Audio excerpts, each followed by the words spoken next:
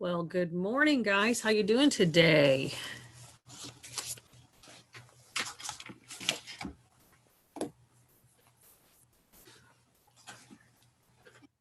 Oops.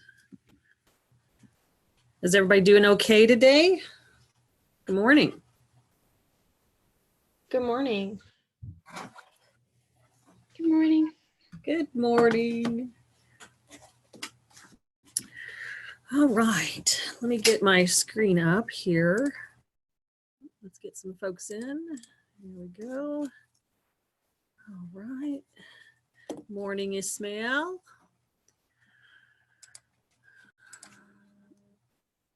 All righty. Boy, it's going to be a pretty day out there, guys. A little chilly, and maybe windy, but man, it's going to be pretty. I just saw my first morel that I didn't run over with a lawnmower just a few minutes ago. So the morels are popping up, the golden ones. So if you guys are mushroom hunters, it's getting to be about that time. Let's see here. Let me go into what we're doing. This is basically is kind of like work time, basically. And while you're here, you can ask all the kind of questions you would need to ask. I'm actually reworking all these exercises because I had them on my old computer all done and finished, but I'm reworking them, which doesn't take me very long. But that way, if you guys have questions about them, you're not out in the dark. Now let's talk about a couple things here. I believe I'm in the wrong week 10 or week 11 or 12. Where am I? Oh man, it just is all a blur, isn't it? Here we go. So just a reminder for those of you guys who are still, kind of worried about your 16-week classes, those drop dates are this Saturday. Guys, it has taken me a darn long time to try to grade that project too. There's so much to it. So I'm not real quick on that. But man, I got to get that done before Saturday so that you guys can see what the grades are. Because Saturday is our drop date, and that might give you guys information that you would need to know. Quiz 7, your password is color. I also have quiz 8 open, and if you go to quiz 8, the password is in the descriptions. I think it's copy fit, but I'm not sure. We're working on, well, we were working on the Bill of Rights. That's hopefully not been too hard for folks, as long as they kind of follow along the video. And you could have used any font you wanted on that as long as it made sense. So let's go to module 12 and let's just carry on from here. So quiz 8, a lot of your stuff you're going to need for the rest of the semester is in module 12, okay? So I may just put in here modules 12 through 15 on this, because I don't think in the other ones, I don't think it's necessary that I post the other ones. So I'm going to edit this, and this will be just kind of a one-stop shop place for the rest of the semester.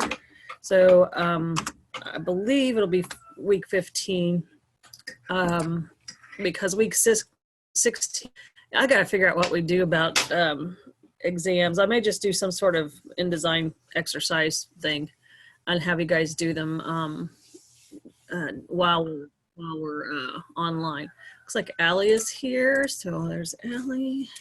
Oh, she was already here. It must have kicked you out. All right, Allie, welcome back. Looks like it kind of kicked you out. So basically I renamed the module 12 through 15 because everything is in here. Everything for the next 4 weeks. Maybe, well, the last week we'll figure things out. I got to figure out what to do for, kind of online testing and all that, if I decide to do that. So exercise 6 was due Monday. Hopefully you got that done and turned in. Exercise 7 is due today. So make sure that one's not that difficult. Well, at least I don't think so. I guess that's depends. So let's do this morning at 9. So hopefully you got that done. There's not a lot of creative freedom there, other than you can choose whichever fonts you want to use. Exercise 8 is the one I'm getting ready to pop together in InDesign and work on while you guys work. It's the pizza menu. It does have a PDF. If you can't download the files, certainly let me know right away. I could download them, but that doesn't necessarily mean anything. but I'm going to take a look at the screen here, screen share, and here's the files for exercise 8. Guys, it does have fonts, so you may have to load those. It has some pictures. You'll want to get those properly managed. You will have to open each of these in Photoshop, and you will have to convert them to the right resolutions, the right color modes, and the right file types. Okay, so that is necessary because I believe they're just in RGB mode and they're not in the right resolutions. So I'll jump back to that. I'm opening up Photoshop right now. The actual pizza text is in here. It is not formatted, I don't think. Let's take a look and see what the client gave us, because you know the client can surprise us with some real pretty things that give us problems. There's one. So I'm opening up the text for exercise 8. Good morning, Juan. And I also have a PDF while I'm waiting on things to open. I guess I should have had those open before class. But let me share the Word document in the PDF. So this would look like when it's finished. So excuse me while I get this out here. Oh, it says my internet connection is unstable. I might get kicked out. Okay, so here's what it should look like when it's finished. Now you could do this in tables, but we're not doing this in tables. I don't know if anybody knows anything about tables, but there's Raj. I did this in my intro to computer graphics class. This is the exact same project. What? Okay, Yeah. that's really something, because this is content I developed and somebody's taken that. I mean, it's different, but it is similar. Like, oh, okay. Color thing. Okay, because I'm like, what? It kind of look like the other one though, but I was like, okay. Yeah, this happens pretty often. It kind of freaks me out because I'm like, people are like, hey, I did that project already. I'm like, wait a second. This is my content. What class are you talking about? You know, so it wasn't this exact thing is what you're saying. It was similar. I thought for a second it was. Then Well, it might be. Notice your pictures and certain stuff is different. Okay, so, but it's real similar. Okay. Yeah, well, who was your teacher, if you don't mind me asking? Was it John? No. Okay. No, I can't. It's okay. It was in. Yeah, it was definitely. It was in. Dana Offit. It was all the way. Okay. It's down south. Oh, really? Okay. Yeah. Well, that's odd. That's really odd. Yeah. Every time I turn around, people are stealing my content, and I'm always like, "What the heck is going on here?" So it just means that I just need to be on my toes and develop new content all the time, which that's just how it is. All right, so just you'll have to watch the video and make sure you're doing it based off the video, because there's a couple different ways. One, I've taught this 2 different ways: how to do it in tables and how to do it with tabs and paragraph rules. In this case, I'm doing it with tabs and paragraph rules. So if you find any video content online on this, there's 2 different ways, and I'm asking just for the one way. Because we don't have enough, I don't think we have enough time, I usually have people do this exercise twice, one with tabs and one with tables. So, but I'm just trying to get this kind of through and not have to do as many exercises. But this is what it looks like in the end. Man, I was just talking to my husband yesterday. I'm like, man, I am getting tired of people stealing my content. Yeah. Well, I guess it should be a form of flattery, shouldn't it? Yeah. I think this one looks a lot better for sure. So you're good. Okay. Well, good. Yeah, because every time I turn around, I'm like, wait a second. Yeah, I'm glad. Okay, so it'll give you more practice. We were just talking about this yesterday, I swear to God. Okay, yeah. So this is what it looks like in the end. Guys, the crop marks are here because we were actually printing this. Yours likely, I don't think the instructions tell you how to export it as a PDF with crop marks on it. So if you don't have crop marks on it, that's fine. You don't need to draw them on there. You know, that's just when it was printed, it would come out with crop marks, registration marks, and then you could see that the images they would bleed 1/8 of an inch off the edge of the page. So this read 1/8 of an inch of it. It goes actually past the trim line. Smale, you really threw me for a loop there. I'm like, what the hell's going on? All right. My bad. No, it's okay. It's okay. It is just so funny how we were just talking about that yesterday. I guess what do they say? Yeah, it's a form of flattery, I guess. Let's take a look at the Word document.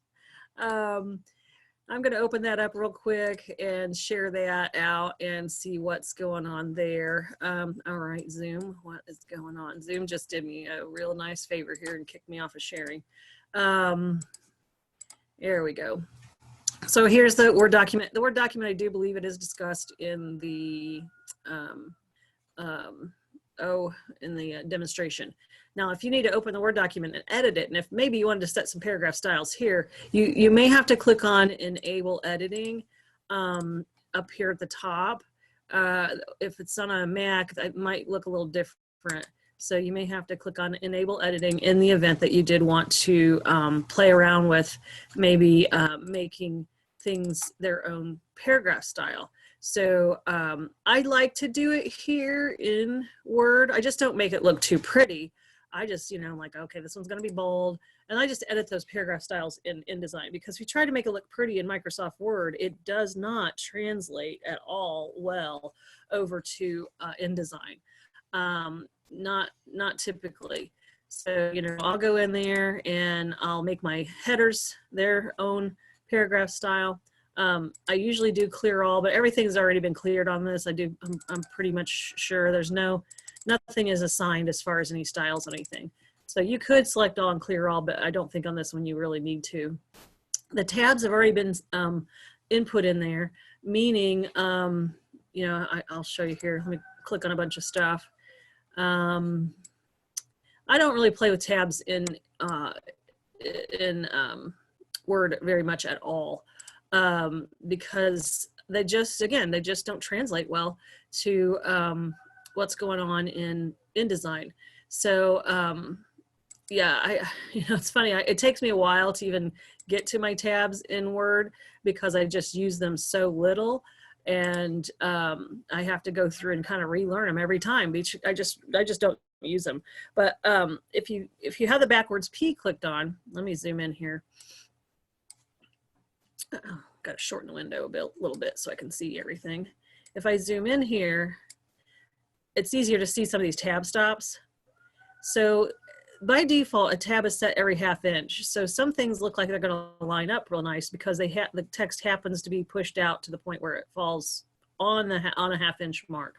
These, however, aren't lining up, but maybe as well, like here, because this is shorter text.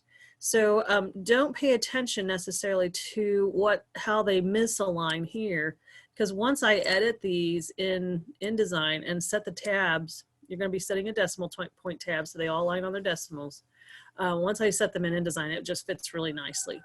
Now, you did have tabs a little bit in the last exercise, and for some of you guys, I know tabs can be a real struggle, but you know, it's one of those things that you just gotta, you know, in order to get good at it, you just gotta keep on working at it, regardless of how confusing or just problematic they may be.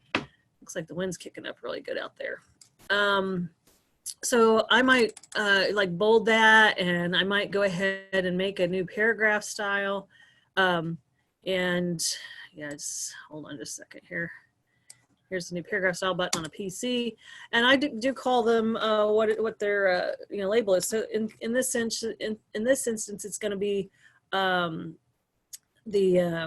let's say the top menu header. Oops, something just blew around, didn't it? Mm-hmm. And then it's a paragraph style, not a character style. And I hit OK. You know, for these, if I can look at the PDF, that helps, because these would be treated differently than, say, the names and prices. So this is like the sizes. So I'll create maybe a different paragraph style for that.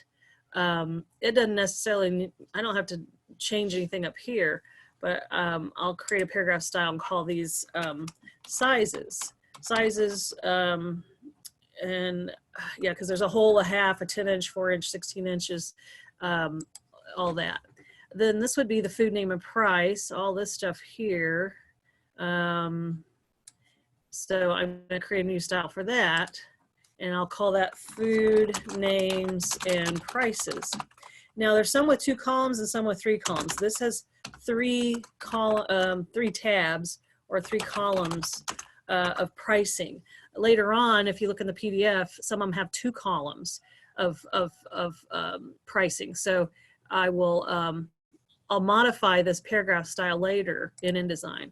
So then I go, okay, this is a food name, or this is this, what is this? This is a top menu header.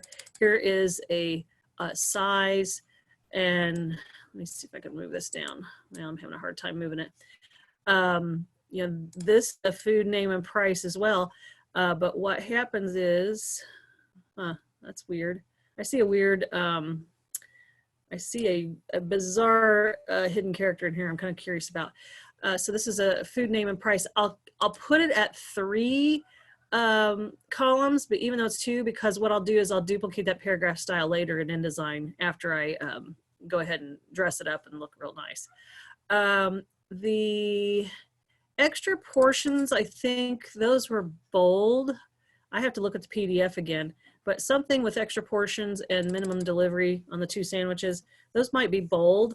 But for now, I'll just leave them as food name and price, and then I'll just deal with those later.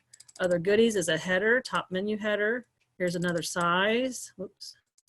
Is when you're clicking, make sure you get that backward P. That thing is super important at this point on these exercises. If you don't get that hidden character, I've been trying to condition you since day 1 of playing in InDesign to make sure that you select things properly. So you'll notice I'm getting that backward P. I always turn on my backward P on my hidden characters here. Oops, Raj is getting kicked in and out. I always make sure my hidden characters are turned on when I'm working. That's that backwards P up in the middle area of Microsoft Word. Turn that stuff on. So that's going to be sizes. And then all of this stuff is going to be, looks like, let's see, small, large. These are drinks. Yeah, I don't know what I've got going on here. I think, oh, these are all other goodies. They're all on the same line. So those will be food name and prices. And then I save it, and I'll bring this into InDesign. So you guys, you know, it just makes it easier to go ahead and kind of set a few paragraph styles here. You don't have to. I think the video sometimes sets paragraph styles in Word, and sometimes it just imports in the video, import the text, and then just do them there in InDesign. So there's a few different ways to manage it. I've just found that if I do it in Word first, it just, you know, I'm not looking to dress things up. If I do it in Word first, it just makes it quicker, and I don't have to worry about, you know, text across columns yet and that kind of thing. So I'll save that, and then I'll place that into InDesign and go from there. So in InDesign, it does specify in the project description what size your pages are, what margins they are.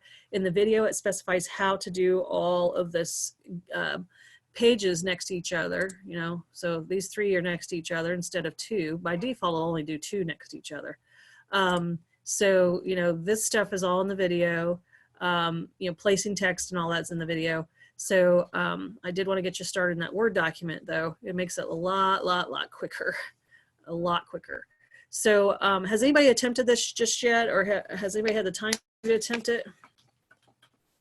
It's no big deal if you haven't. I haven't, but I am looking at the assignment, Rebecca, and I don't see any video for it. Okay. Wow, there's not. Okay, looks like I'll be making one, huh? All right, looks like I'll be walking through this today. All right. Let me see if I have one on YouTube real quick. Thank you for that. That was Allie, right? Yeah, that was me. Okay, Allie, let me take a look and see real quick on my YouTube channel. It may not be there. Or it I might could- have just got lost in the shuffle. I already did the assignment. I couldn't find a video, but Okay. And well, yeah, you may want to, you know, you may have done it correctly. I don't know. It just depends on I haven't turned it in yet. So okay. Well, it's good practice. Was that Right. Olivia? Yeah. Yeah. Okay. Well, okay. So let me look it up here. My internet connection is getting a little crazy. Trying to get logged into YouTube. Oh Lord, have mercy. And actually, I'll just do a search without logging in. I'll just go to the channel. Oh, I bet I have a video. I just may have not put it up there. Let's find out. It's probably called exercise 6 or exercise 7. It changes each time. It just depends on what we have going on. And if I don't have a video, it's high time to make one, isn't it? And I apologize. I thought I had videos for everything. I was just in such a state to just kind of get everything out to you guys, just to make sure you could kind of work at your leisure a little bit, maybe work ahead. I got the Bill of Rights video there. I wonder why I wouldn't have a bonus, because I've done this a few times, but things happen. Sometimes videos don't actually take. I may have to do this live, guys. I'm not seeing anything. These are old videos down here, so yeah. All right, it looks like, I'll be darned. As many times as I've done this, the video is not here. So that can't be that somebody took the content.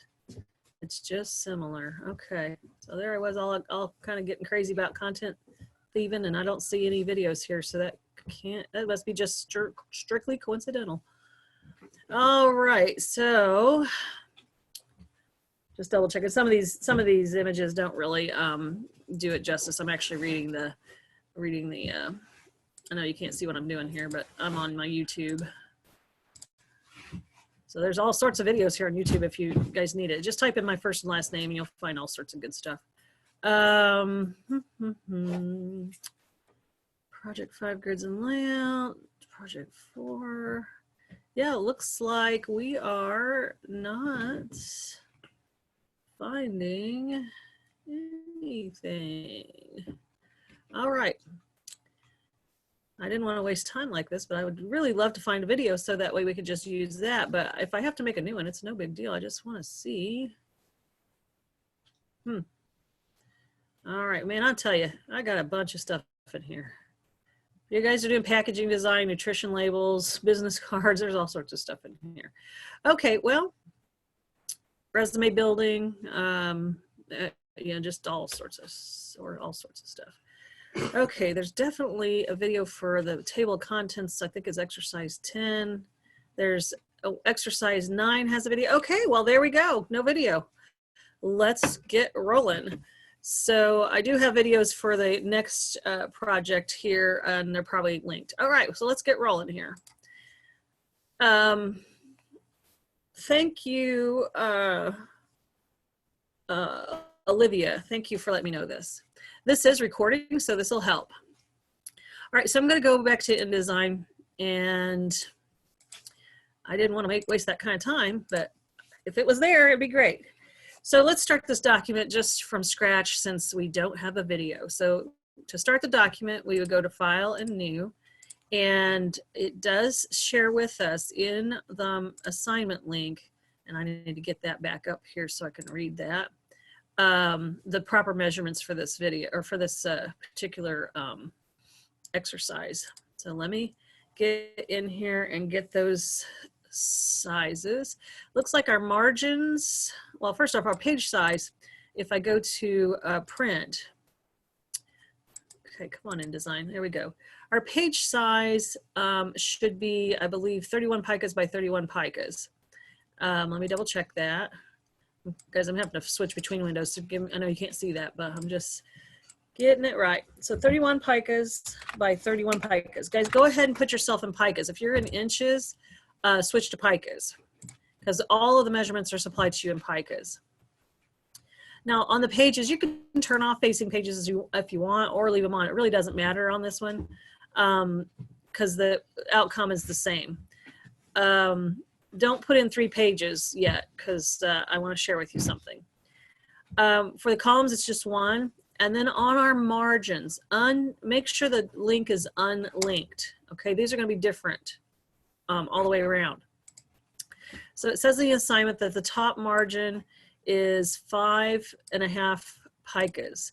5.5 picas is 5p6. 5 picas, 6 points because there's 6 points in a pica.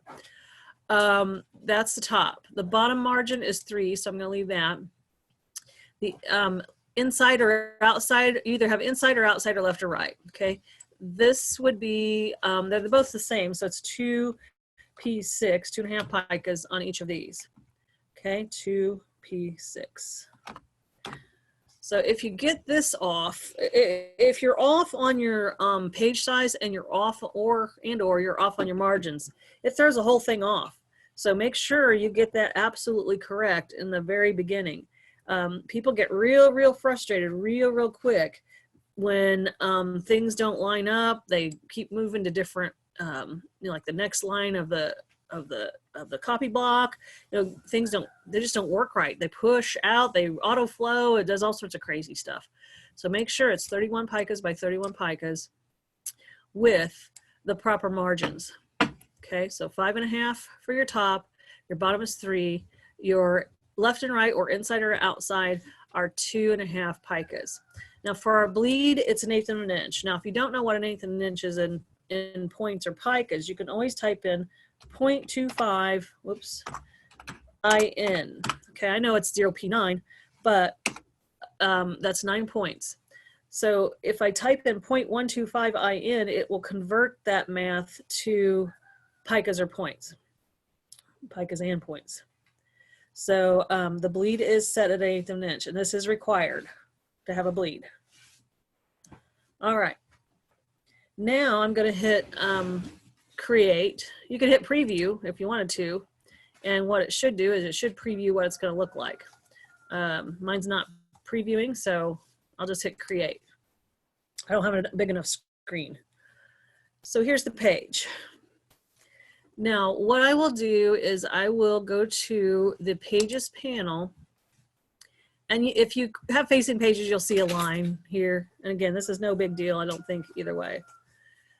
What we have to do to be able to get 3 pages right next to each other instead of the normal 2 is we right click on that first page in the pages panel and we uncheck allow document pages to shuffle. That's the only way you can get what's called an island spread. Some people call them center folds, but an island spread to happen. An island spread is a spread where you have more than 2 pages. Oops, excuse me.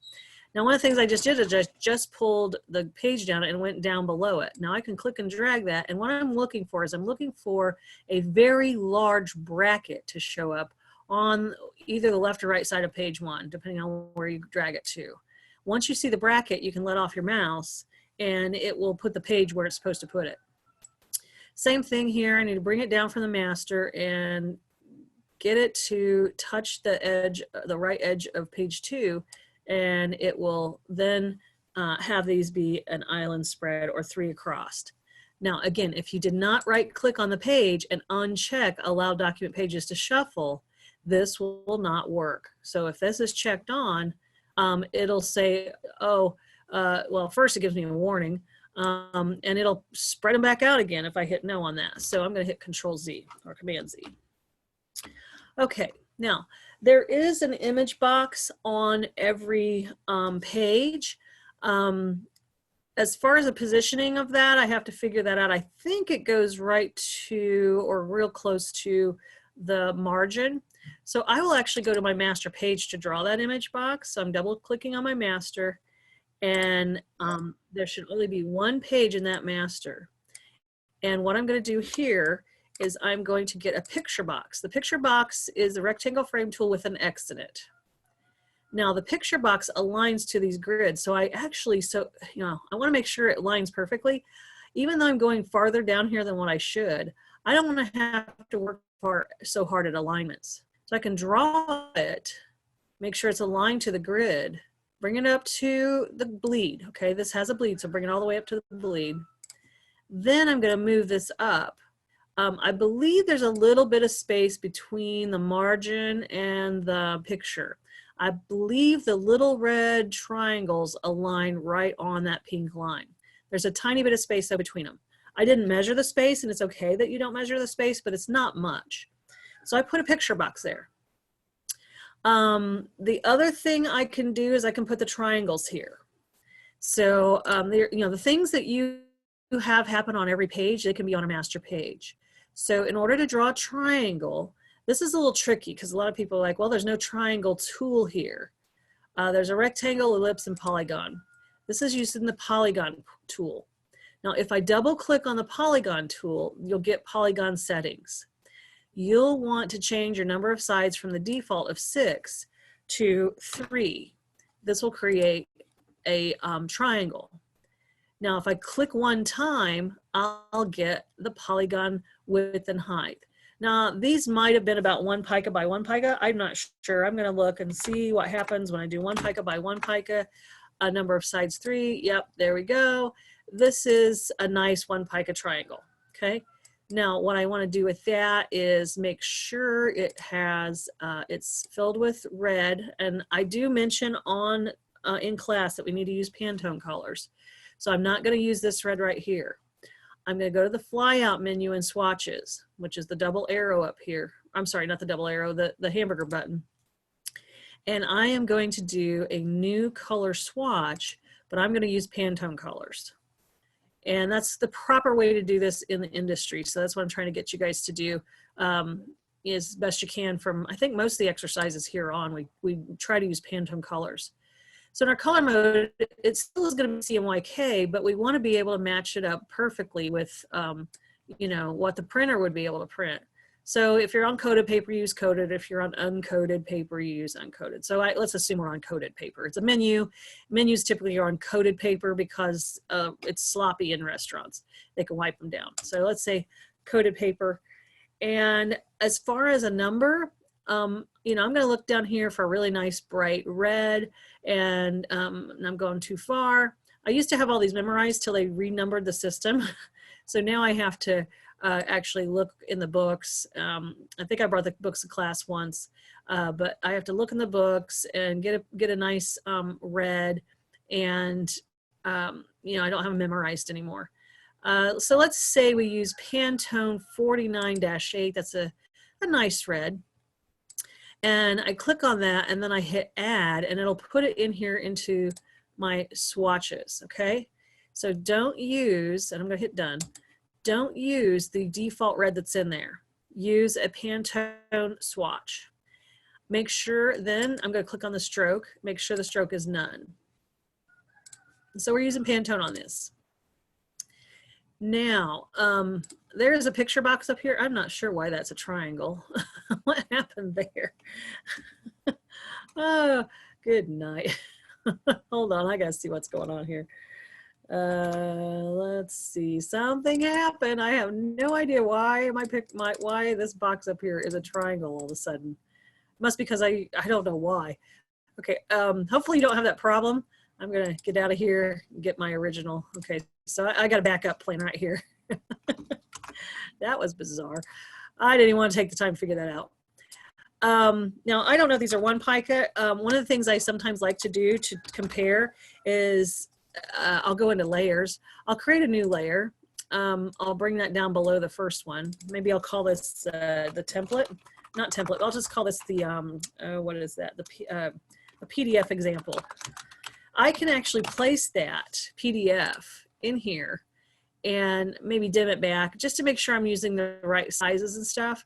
So I'll go to File and Place, and I'll go get the PDF that was supplied. So let me go find that. Exercise files, exercise 8, and here it is, the PDF. So this will help me understand whether or not I'm accurate. And I think I just placed the PDF inside of the, I'm telling you, I'm a mess today. I think I just placed the PDF, that big PDF, inside of that tiny little triangle. So make sure nothing is selected whenever you place an object. And I'm just a hot mess today.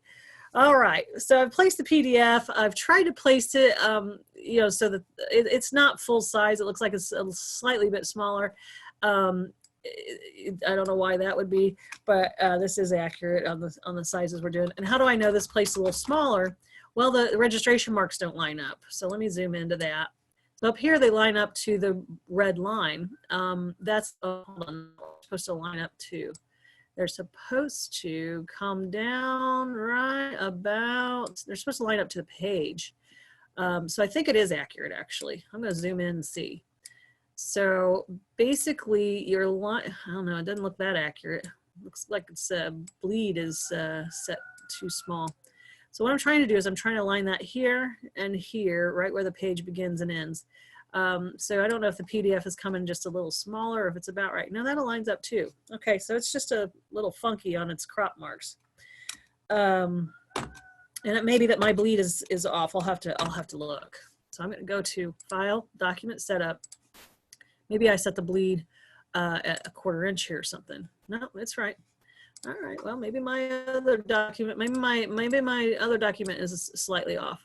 Okay. So, but it does line up. Maybe my crop marks are just a little long. But yeah, this all lines up more or less. So I'm looking, if you can draw an imaginary line from this crop mark to the end of the page, you'll see these line up. All right, so sometimes I do that if I'm a little worried about making sure I get things correct. I'm gonna zoom in and see. Yep, it was a 1 pica by 1 pica rectangle. All of that for that. So I'm gonna turn off the layer just for a minute that has my PDF example. You notice how I lock the layer because I don't want to move it, but I can turn it off. Okay, now this may not be exactly positioned where it is in the PDF, but it should be okay. It looks like these are nudged up to the image a little bit more, but we'll make it work. Okay, I will count how many there are in the PDF. It looks like we have 8 triangles up there. So I'm gonna do 8 triangles. And I'm going to make this as easy on us as I possibly can because I don't want to deal with math. And I love math, but I just don't want to deal with it. First, to rotate the triangle because it is pointing the other way. So there's a quick rotation up in the upper control panel. You just click one of those twice and it'll rotate. Because I like to align to the grid, I'm going to go ahead and just pop it into the grid for now. And then I am going to copy it. I will basically, I may have to zoom in a little bit because I'm having a hard time with this tiny monitor. I will, to copy it, excuse me, I'm trying to get my little hand tool going. Click on it. And then you got to be careful not to do this when you drag, okay? This is why you have to zoom in a little bit.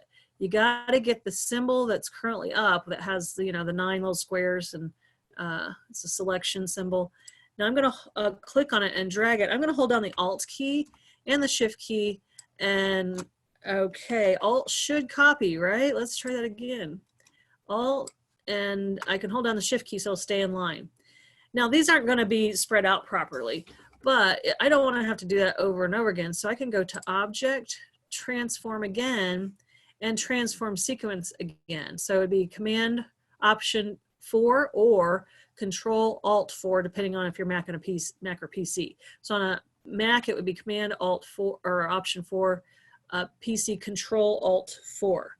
So that does it again. Control Alt 4, 4, 4, 4, 4. Can't you hit Command D or is that only an Well, Illustrator? that's only an Illustrator. Oh, Yeah, okay. it's a completely different keyboard shortcut in InDesign. Isn't that nice of them? Because Control D here is place. File place is Control D. It was already taken. Yeah, it'd be nice if it had their stuff together and would do something a little bit more efficient. But you know, this software was all developed maybe not even by Adobe originally, and then they would buy companies. And so a lot of these keyboard shortcuts are from the original version 1. And when they finally bought everybody up, they, you know, people were already used to the keyboard shortcuts and the programming was already done. So they just haven't bothered. Now on this 8th triangle, you'll notice that I will pull it back into the edge of the margin. Okay, these are not distributed evenly, okay? Not anymore. Yours might have gone way out here. If it's gone way out there and you have more than one, bring them back in here, okay? They don't even have to be aligned. I was just trying to make it look nice, okay? They can be all crazy like this. But you do need to have the first one in position and the last one in position.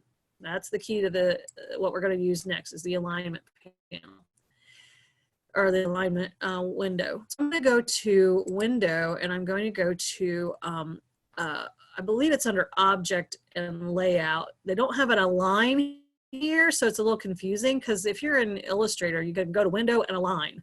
But if you're in InDesign, you have to go looking for it. It's window, object, and layout, align. So here's the align panel. Now we are aligning to key objects. So we'll try to figure out what's going on. I'll try the default. So it's aligned to selection. We're not aligning necessarily to page yet. We already have them kind of organized within the grid structure. So if I want to align objects on their centers, I click on that. Well, that's not working. So it must not be selection. Let's try the other thing. If I want to align them on their tops, well, that works. Okay. Let's talk about distribution. So I didn't really want to align them on their centers. I need to align them only on their tops. The distribution is distributing objects so they're evenly spaced. That's what that means. Well, I want to distribute them on their centers. So if I click on that, they are perfectly mathematically aligned. This causes folks to do a lot less work, and it's 100% accurate. If you did this on your own and pulled grid lines in, and what a pain in the neck. So the align panel, it didn't used to exist in earlier versions. This is actually fairly new in the life of this of Adobe software. But when that didn't exist, man, what a pain in the neck. We had to actually bring in guides. We had to measure real carefully, and we had to pull these in one by one and align them one by one. And what a pain.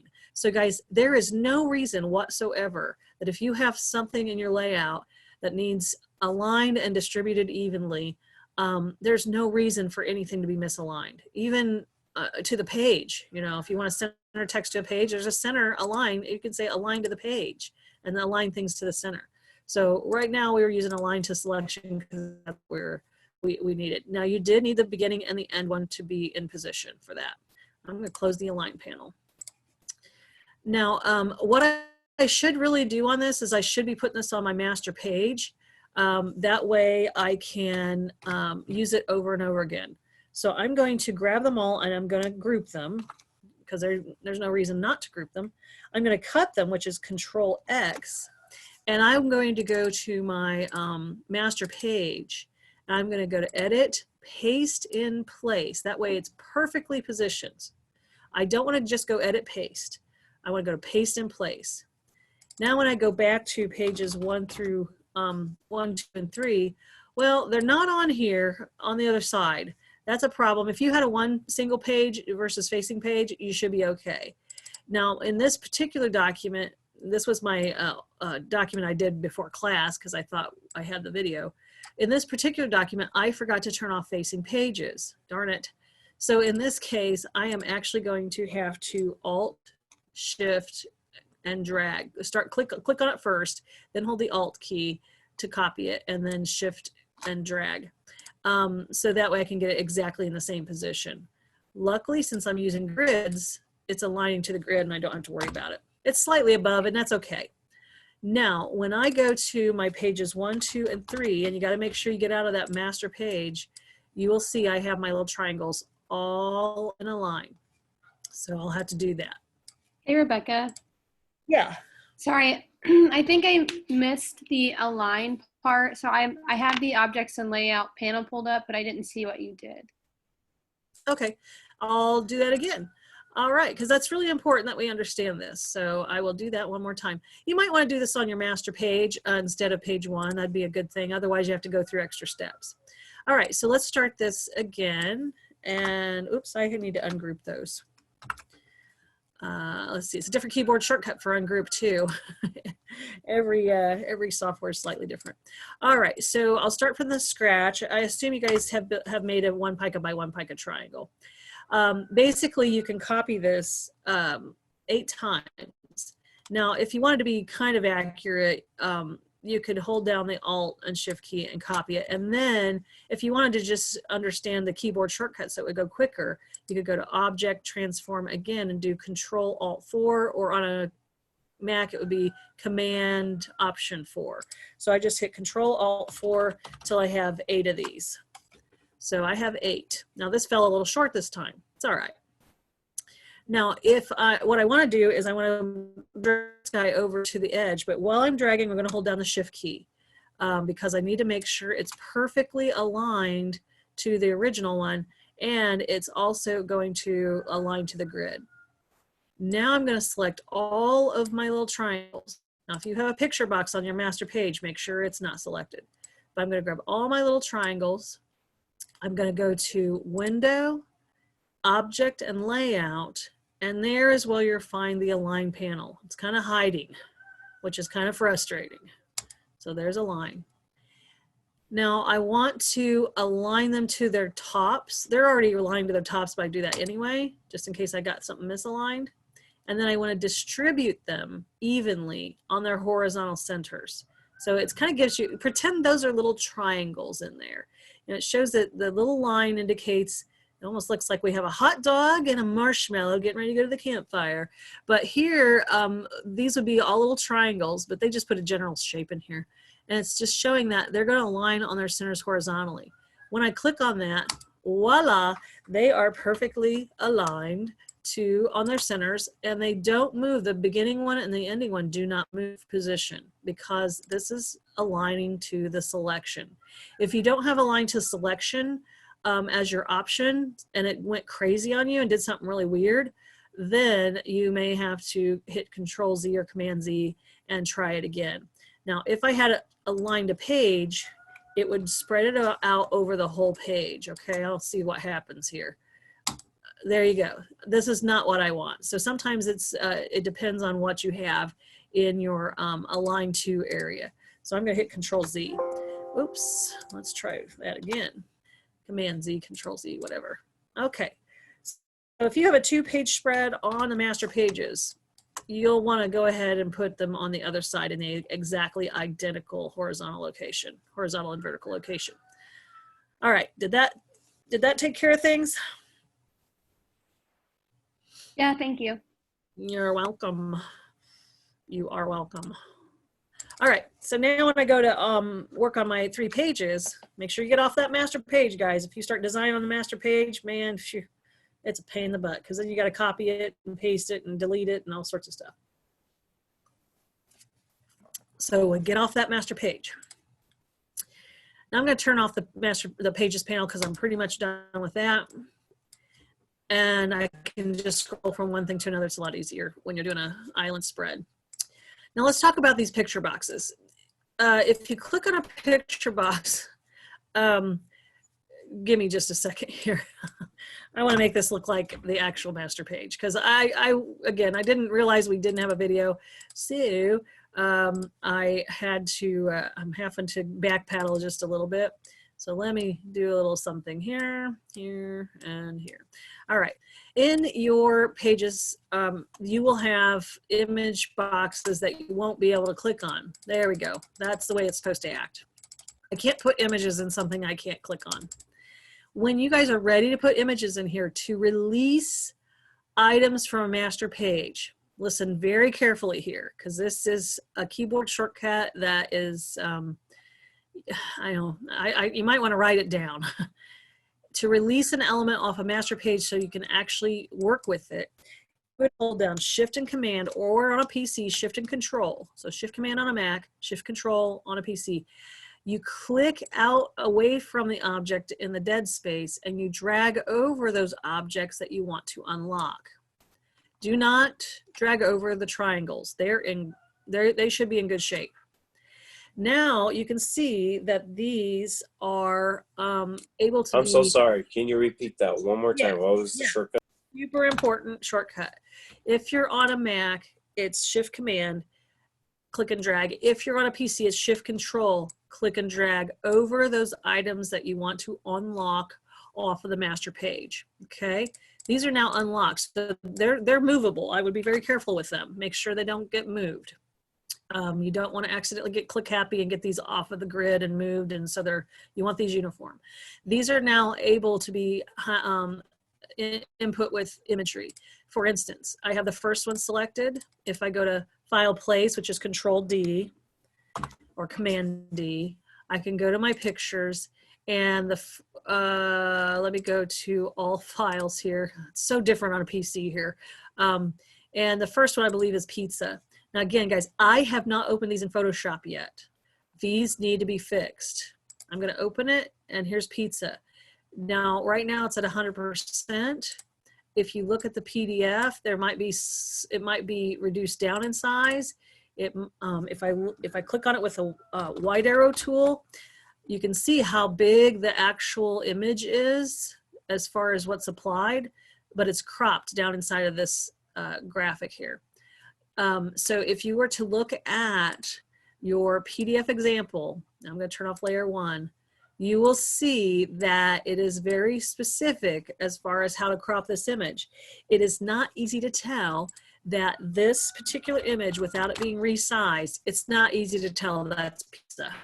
So you will definitely have to work with the image to make sure that it fits inside there and looks pretty good. Now here's one way to do it. You can go to, I believe it's Object and Fitting, I believe, and you can say, okay, there's all sorts of different options here. So it can fill the frame proportionally. So let's see what that one does. That one looks pretty good. And if I grab my white arrow tool or direct selection tool, I can click on this and there's still graphics or photograph that's, going off. I can use my arrow key, and I am not in the black arrow tool, guys. I am with the white arrow tool, the direct selection, the content grabber, basically. And I can go and move that down so you can see now just those two big pizzas. I don't want to go too much farther because I got to bleed. If I keep going down, we're going to miss having a bleed up here.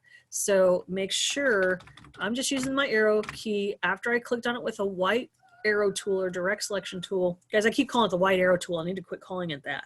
But a lot of people are like, when I say, people don't know what the heck I'm talking about. But at this point, we should know what that's called. So there's that. Now this is not handled properly. This is what I do when I grade your stuff. I go to links and I go in here. I'm like, okay, did they do their pizza thing right? Well, nope, it's a JPEG. It's RGB. Oops. It's 244 pixels per inch instead of, effectively. It's only 144 reality-wise. So let me save this document and let's talk about Photoshop. Let me do a new share in Photoshop here. Photoshop. Ignore this, that's something else. There's probably all sorts of stuff I got in here from a different class. Some recovered data. So let me open, there's cheese bread. Let me open the pizza in here. So, I'll have to open all three. So File, Open, let me go find the pizza. Let's see, I gotta go to Typography, Exercise Files, Exercise 8, Pictures. I need pizza, and I also need sandwiches. So let me open sandwiches as well, or sandwich. All right, so let's work with pizza first. Now, we've talked about this in class, but it's been a minute and we've had a lot going on in our lives. So I want to review how to deal with images properly for print. And we would assume this is a print graphic thing because it would be a menu that people will be handling in a restaurant once restaurants are back open, or a to-go menu, maybe even. Let's go to, this would be under image. And we'll start with the mode first. It's in RGB, it needs to be CMYK. So let's change that. And just hit OK on any warning that comes up. So that's just the image mode, or the image color mode. Now we got to figure out the size of this thing, how to deal with this properly. So let's go to image size. Now there's videos on this, but I'm going to cover this anyway. The resolution is 144. It's 7 inches by 2.5 inches. Now, what you want to do, you want the width, the height, and the resolution to all be linked together. These are currently only linked together, width and height. So let's uncheck resolution, or resample rather, and let's see what happens when you type in 300 pixels per inch. 300. It makes this image 3.5 inches by about 1 1/4. I'm going to go ahead and hit OK. Now the only problem with this, I'm going to go to File, Save As. I'm going to save it as a TIFF. Save on my computer, and I'm going to make it a TIFF. It won't save over the original file because it puts the TIF at the end. So these would be TIFFs based off of what we discussed when it comes to image resolutions and file types. I'm going to hit save. Don't worry about any of this, just hit OK. Now I'm going to go to InDesign, and I'm going to replace. Okay. It won't tell me that it's been updated because this is a JPEG. It's a completely different file. So I'm going to go to links. Excuse me. I can, I believe, replace it here. I can relink up to it by clicking on the link tool and going into my pictures and choosing the TIFF option. And I hit open. Now, the cool thing about that is it kind of keeps it the size I want it. Now let's click on it and see what our effective pixels per inch are. Uh-oh, effective pixels per inch is 244. That means that this has had to have been enlarged to be able to fit into this box's space. It was enlarged 123% roughly, okay? That's gonna show pixelization. So there's a trick. I'm gonna go back to Photoshop. The trick is a video called how to make graphics. I think it said internet graphics, smaller internet graphics larger. Now you don't start out with really, really tiny graphics. This is just, it's 20% smaller than what it needs to be. So here's the trick. This isn't a video. Let me make sure I've got my Photoshop shared. I am going to record an action, and I'm going to play that action over and over again on this thing. By the way, guys, if you are going into chat, I do want to let you know that I can't see chat at the moment. I know there's a couple people in here chatting.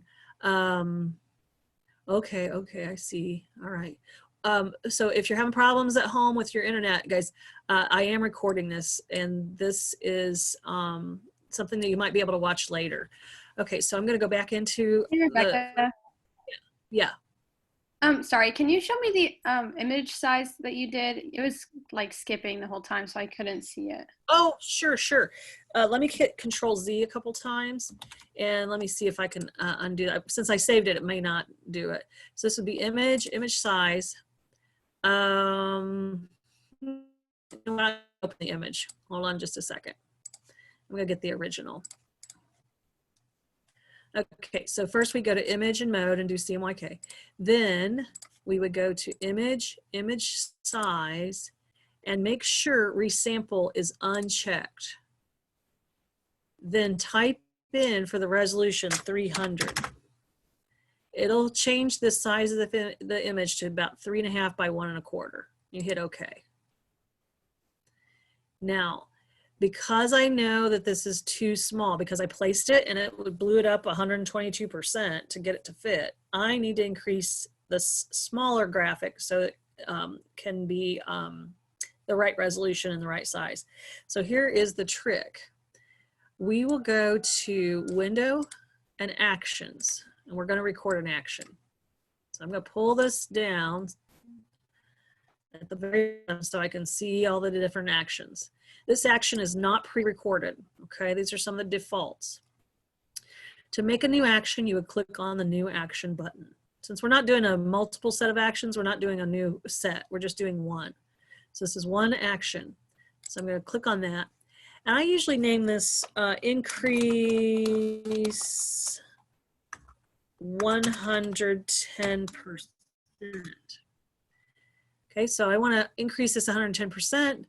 It can be the default actions. You can assign a function key. Now, sometimes these don't work because they might have them assigned for something else. So I'm not going to worry about that, and I'm not going to worry about the color. Now, it's not going to record your voice. It's just going to record what you're doing in the software. So I'm going to record. And by the way, we learned this from Photoshop magazine. There was a professional that figured out, hey, you know what? I have a graphic that's just a little bit too small. I need to make it a little bit larger. And here's how I figured that out. And it does it without a lot of JPEG artifacting. Okay, so here's how we increase it, 110%. We go to image, and we go to image size. And it's recording my action right now. Make sure resample is checked on now. Okay, we had it unchecked before. We don't want the resolution to change, to stay at 300. And then here's what was in the Photoshop magazine, what they suggested so that we can deal with a little bit less interpolation of the pixels.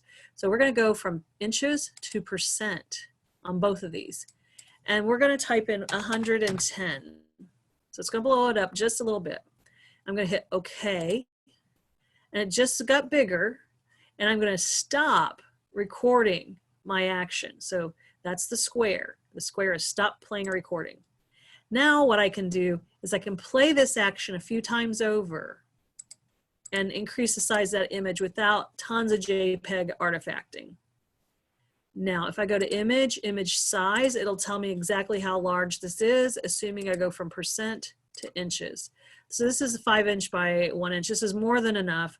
I'm going to hit OK, and then I will save this graphic. I'll do save as.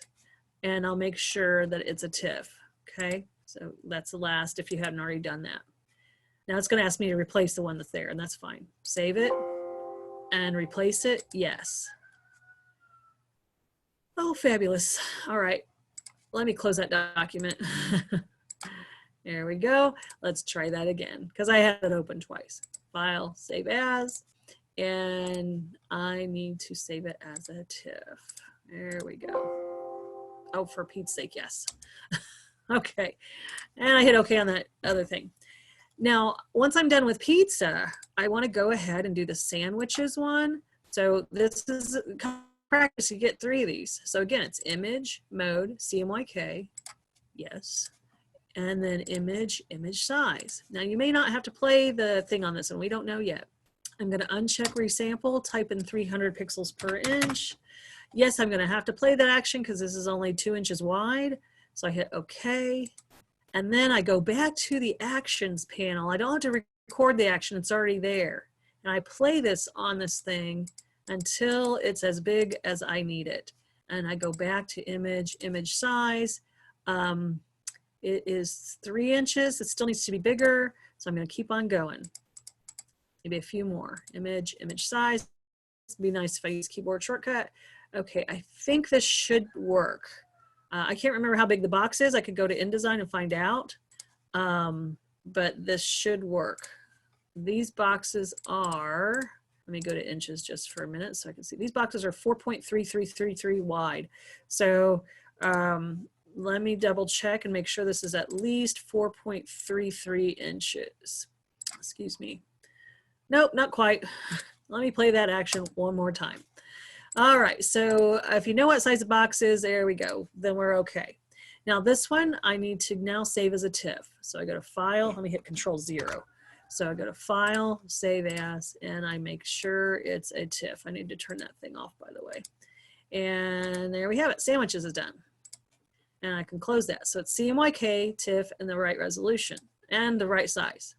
The last one is the cheesy bread. Now that's really cropped in on the graphic, so I think they have it cropped in like to the bottom piece of cheese bread. They don't even use the top part, or maybe it's the opposite. But I still need to check and make sure this is large enough. So let me go to, first off, change the color CMYK, then go to image, image size. Here it's 5 inches by 2 inches at 144. Well, this isn't going to work. This has to be 300. Now it's only almost 3 inches. So I have to hit OK. And I'm going to play this action on this. Now, if you start out with really tiny image graphics, this doesn't work well. It has to have something of size to start out with. So I'm investigating, and now this is still a little short of the 4.33. So I'm going to play it again a couple times. Now let's see what happens. There we go, plenty big enough. I don't want it too huge, but that's plenty large enough. You can see some of the JPEG artifacting happening when this is going on. That's JPEG artifacting. It's kind of like a splotchy, not clean. So, but this is a fairly small graphic, so we shouldn't be able to see too much of that. But yeah, the smaller the graphic and the more you play that action on, the worse this gets, this modeling. And, you know, so this is what garbage in, garbage out, you know, so if you start with garbage, you're going to end with garbage. This isn't too bad though. Now I went ahead and saved as a TIFF, so I can close that. Oops, no, I didn't. File, save as, let me make sure. I need to turn off, don't show that again, and make sure it's a TIFF. Oops. CT, save. All right, so all the images now are ready for InDesign and properly managed as far as size and color and file type. So they're now properly managed. I'm gonna go ahead and close Photoshop because I don't need it. And I don't, well, this computer, it's not really that much of a, it's not meant for graphics.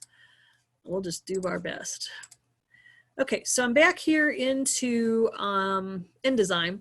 If I place the pizza originally, it's telling me, hey, warning, this has been modified. If I double click on it, it tells me to double click to update. So I double click on it, it just actually relinked it to the new one and updated it. If I look at the link info, I can see that it's a TIFF, it's in CMYK, and that the effective pixels per inch, as long as they're above 300 or 300 and above, I'm okay. It doesn't need to be excessive. If this says 1200, that's excessive. But you know, I'm close, and that's fine. If you're under 300, that is not okay. So that's how it's so easy. I used to have to open all the images and look at them manually, but this makes it a little easier to manage. Okay, Bree is coming back in. We must have a lot of internet connection problems today. Let's see, Bree, thank you. Thank you, Bree, for coming back. So now you can see, again, on the links panel, if I click on pizza, this is the correct, and by the way, link info, you may have to pull this down to see that. But this is the correct format, the correct color profile, color space, and the correct, this is the actual pixels per inch of the Photoshop document. And this is the effective pixels per inch. This is slightly reduced. If I double click on it or click on it with the white arrow tool, you'll see it's 83%. That's fine, as long as it's not over 100, and as long as this is still within roughly 100 pixels, we're good. All right, above 300. All right, so now I'm good to move on to the other ones. So I can click on the next one and go to File, Place, or Command or Control D. And the next one I believe is the sandwiches, and it's looking good. I may have to reposition it. We'll see. If I click on it with the white arrow tool, you'll see that there's quite a bit of graphic in there. It's, you know, not a ton, but again, you can go to Object, Fitting, and Fill Frame Proportionally. You may again want to look at the PDF because, let me make sure I'm in InDesign. Yep. Sometimes I'm not, I forget to click share. I want to go to that PDF and make sure that that's cropped. Okay, so this was actually left kind of larger. I'll leave it up to you, as long as you can tell it's a sandwich. I think in this view, it's, you know, you can tell there's a top piece of bread. So I may play around with this a little bit. You do have a little bit of wiggle room to play around. So I'm like, I want to see some crust, but you know, this is one of those deals where it's like, man, there's just, this is a crummy photo, you know? He's like, I just gotta do the best I can with this photo. So I want to show a little bit of bread crust and some guts of a sandwich, you know, that's the best I can do. What I do not, absolutely do not do, I do not click and hold the Control or Command key down and do that. Absolutely not, okay? That is scaling out of proportion. That puts the horizontal, or the X, at 92% roughly, and the Y at 62. These need to be the same number. So please do not squish your graphics. It is so obvious, especially to those folks who are professionals who will be looking at your portfolios. If you did it just a smidge, I will say on something organic like this, if you did it just a smidge, people may not notice, okay? Because this is just a sloppy sandwich, and it, you know, I don't think anybody could tell if I slightly altered that. So I might get away with a little smidge of scaling out of proportion, but I just try to make that not a habit at all. Now, if I hit the W key, you'll see this is as much as that sandwich is being seen, because the crop mark, or I'm sorry, the bleed, you know, we got to bleed. So you can hit the W key and kind of see how much of that sandwich is showing. Okay, so I might slightly, ever so slightly, scale that out of proportion, ever so slightly. And you know, you can see left to right, it's filling the content. It's got the content filled in there, so we can't do anything left to right. The last one, so sometimes you got to make a tough call when you get crappy photos, and that's what the client wants, and that's what they've given you, and that's what they can afford, and it's a picture of their own, you know, sandwich, and that's what you have. The last one, I'm going to hit Control D or Command D. I'm going to place the cheese bread, and I'm going to move that up, and it looks like, again, I may want to look at the PDF. PDF has got all sorts, oh, it's the top piece. Okay, so the PDF has the top piece of the cheese bread. So I'm going to bring that up or bottom, just make sure it bleeds an 1/8 inch. Okay, here we have cheese, we have celery, and we have carrot. So that looks nice to have you know, some other little bits in there. So I'm not going to resize it. I could double click on it and see what the percentage is. It is at 100%, but if I wanted to, if you did want to resize it, if you double click on it with the white arrow tool, you can hold down Shift and Command and click and drag and resize it a little bit, excuse me, so that, you know, aesthetically, if you're like, you know, I'd really like to see more carrot and more celery, you could try that. Just sure that you're staying within the bounds of the picture box and that you don't neglect that 1/8 inch bleed. Okay, so I suppose you could also try the bottom one if you're like, you know, aesthetically, I think that's better.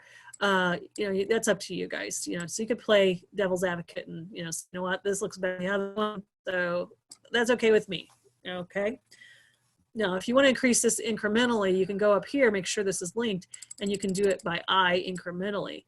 But I like to do Shift, Command, click and drag because I can see it pretty quickly. Okay. So I may aesthetically decide that I want to use that. That's your call. Now, if you hit the W key, this would be what they would see. Okay. This kind of cheese blob. Make sure you save your document regularly. I just hit Control S for save, Command S for save. And let's move on. Look at the PDF example. It does appear as if I may need to move my little triangles up a little bit because it looks like the actual text box starts at the grid line. So I may have to move a couple little things around. So I may have to go to my master page and I could select all of my little triangles. I may move those up just a smidge. Now, if I move the image boxes up a smidge, nothing's going to happen because they've already been unlocked from the master page. So I may move these up a bit, and then down here, if I go back to my layers panel, I can kind of see what's going on with close, but they're not touching, and they're slightly over. So I'm getting closer. May have to move those back down just a little bit. So now I'm just going to go back into my master page, zoom out, and grab my little red guys and move those down just maybe 2 clicks. I'm just using the keyboard, the arrows on the keyboard. All right, so save that. Now we're ready to really get down to brass tacks. We're ready to bring in the text. So I'm going to go ahead and go to File and Place. And I'm going to go get that text. So I'm going to go to my exercise 8. It might say, the text might say, or the folder, when you unzip it, it'll probably say exercise 7 because we're off one exercise, but it's okay. It's the same stuff. I just renamed mine. So here's pizza text. I don't know why there's a capital T there. I'll hit open. we'll have to close it from Word. Give me just a second. I know on a PC it won't let you do, it won't let you play something that's open. So let me close this out because it's particular after I saved it. And let's go back and, so I know you couldn't see me go close it out, but let me go back and get that. If it's open, if you're on a PC and it's open, you'll have to save it and close it. I'm going to click on pizza text and open it. Now, because I did create paragraph styles, I'm in good shape. I don't have to work too hard at this. I don't care about Times New Roman. I'm not using it anyway. I'm going to hit close. It's going to come up with a bunch of text. Now, what I would like you to do, if I just click, it's going to give me only one page's worth. So what you want to do is hold down the Shift key and click in the upper left-hand corner of the first column, and it will automatically flow that text to the other pages. Okay, so this auto flow. Now it won't float to the third page because there's just not enough text to get over there. We'll have to make that flow later. Okay, so let me move this over and zoom in. The spacing here is the thing that's probably the toughest for people to, and we'll go over that. Okay, so if you guys set, excuse me, if you created paragraph styles in Word, excuse me, I have to drink some stuff here. Well, shoot. Give me just a second. I'm trying to set up stuff so that my internet doesn't go crazy. All right, do the best I can there. Okay. If you set up paragraph styles in Microsoft Word, this makes it so much easier. So if I go to Window, or actually it's easier if I go to Essentials Classic over here and I go to Typography, you'll get paragraph styles and character styles that pop up over here. Mainly I'm using paragraph styles. I may have a few character styles. I'm going to rip that off so that way I don't have to go back and forth to that all the time, okay? I'm gonna have to park it back over there in a minute, but this I use a ton. You can see that in the Word document, I made that top header, I called it top menu header. Here is the cool thing. It's one-stop shopping. This is why I like to do them in Word, make them really super, super quick and easy and dirty, and then just come in here and edit them. So I just double click on this to edit it. Sure I do, come on. Hello. All right, there we go. Oh my, that's a huge window here. I'm not used to this window being so huge. I don't think I can resize that. I do like to move it off, this thing is enormous. I like to move it off to the side. Hold on just a second. Let me get some things organized here because this is enormous. I'm gonna move a couple things and I may have to zoom out just a little bit so I can see what in the heck is going on. Okay, I like to be able to see how it's affecting my text. So again, I need to double click on the pizza, triple click actually, that's a full paragraph or a full line. Double click on the paragraph style to edit this huge giant window. And then I am going to go through and I'm going to go from top down. Basic character formats. Well, this isn't Times. I've supplied you with American Typewriter. I already loaded mine. So hopefully it's working. ITC American Typewriter STD. You know how I like to give you those open type STD fonts. So there's that. Is it bold? Likely. I like to hit preview. That way you can see what's going on. Let me move this again off to the side just a little bit. And the color, well, I don't know. I think it's, I don't know. Is it red? I'd have to look at the PDF. I can change that real easily later. My size, oftentimes I just do this till it looks good. And I know I have these tracked out too. Now the only problem is I have other goodies here. I'm gonna have to move this window around quite a bit. And I can't do it easily after I get in here. So I'm gonna hit okay, and then I'm gonna move it to other goodies. You can see this just modified that. Let me move it to other goodies. Other goodies is the longest phrase that I have to get to fit. Everything else is fine. Meaning, if you look at the PDF, let me show you what I'm talking about. If you look at the PDF, other goodies goes from the beginning of the column to the end of the column. It's tracked out, not kerned, but tracked. It's the longest entry. Sandwiches is, that word is shorter, and so is pizza. So I'm going for this guy right here. Okay. Pizza and sandwiches, they'll fall in line.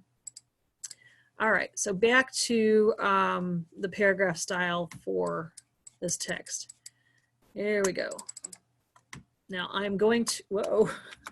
I might just highlight other goodies because that's the one I'm really looking for.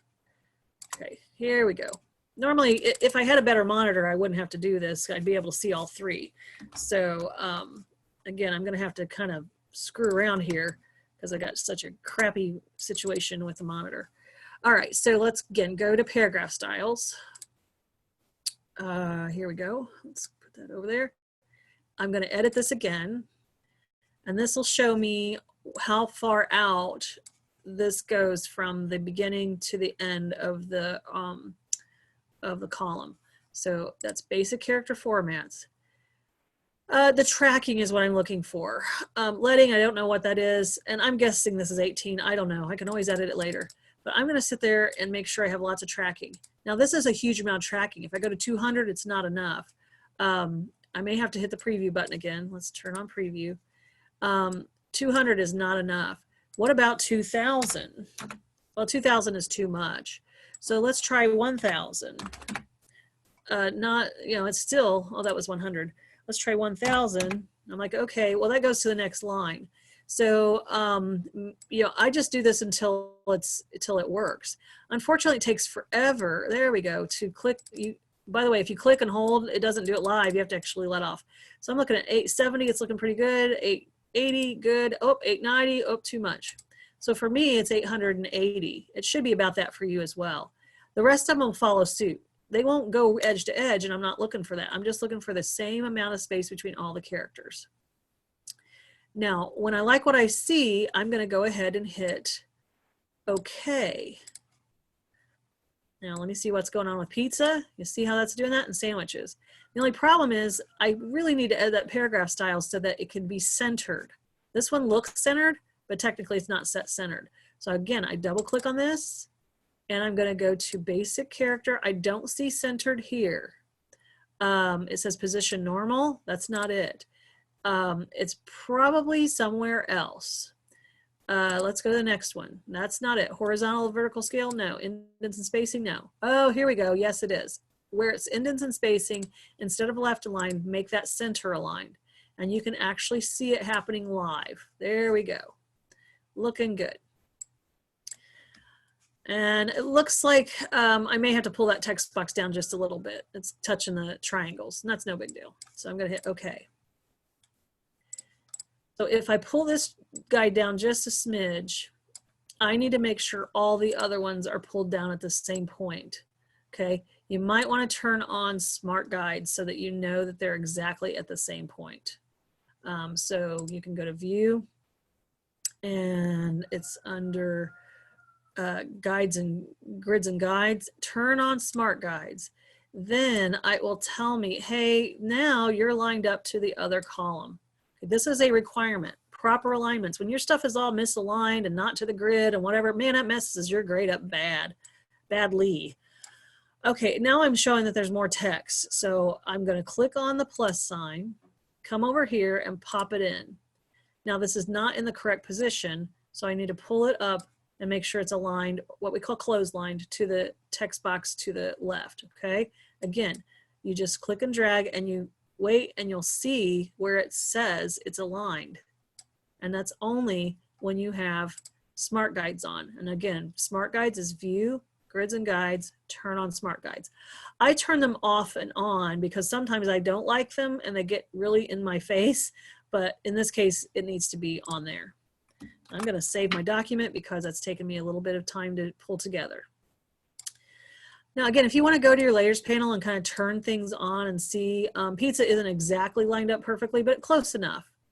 Now, if I'm looking at the PDF, you'll see that there's a fair amount of space between the headline and these sizes. Similar over here.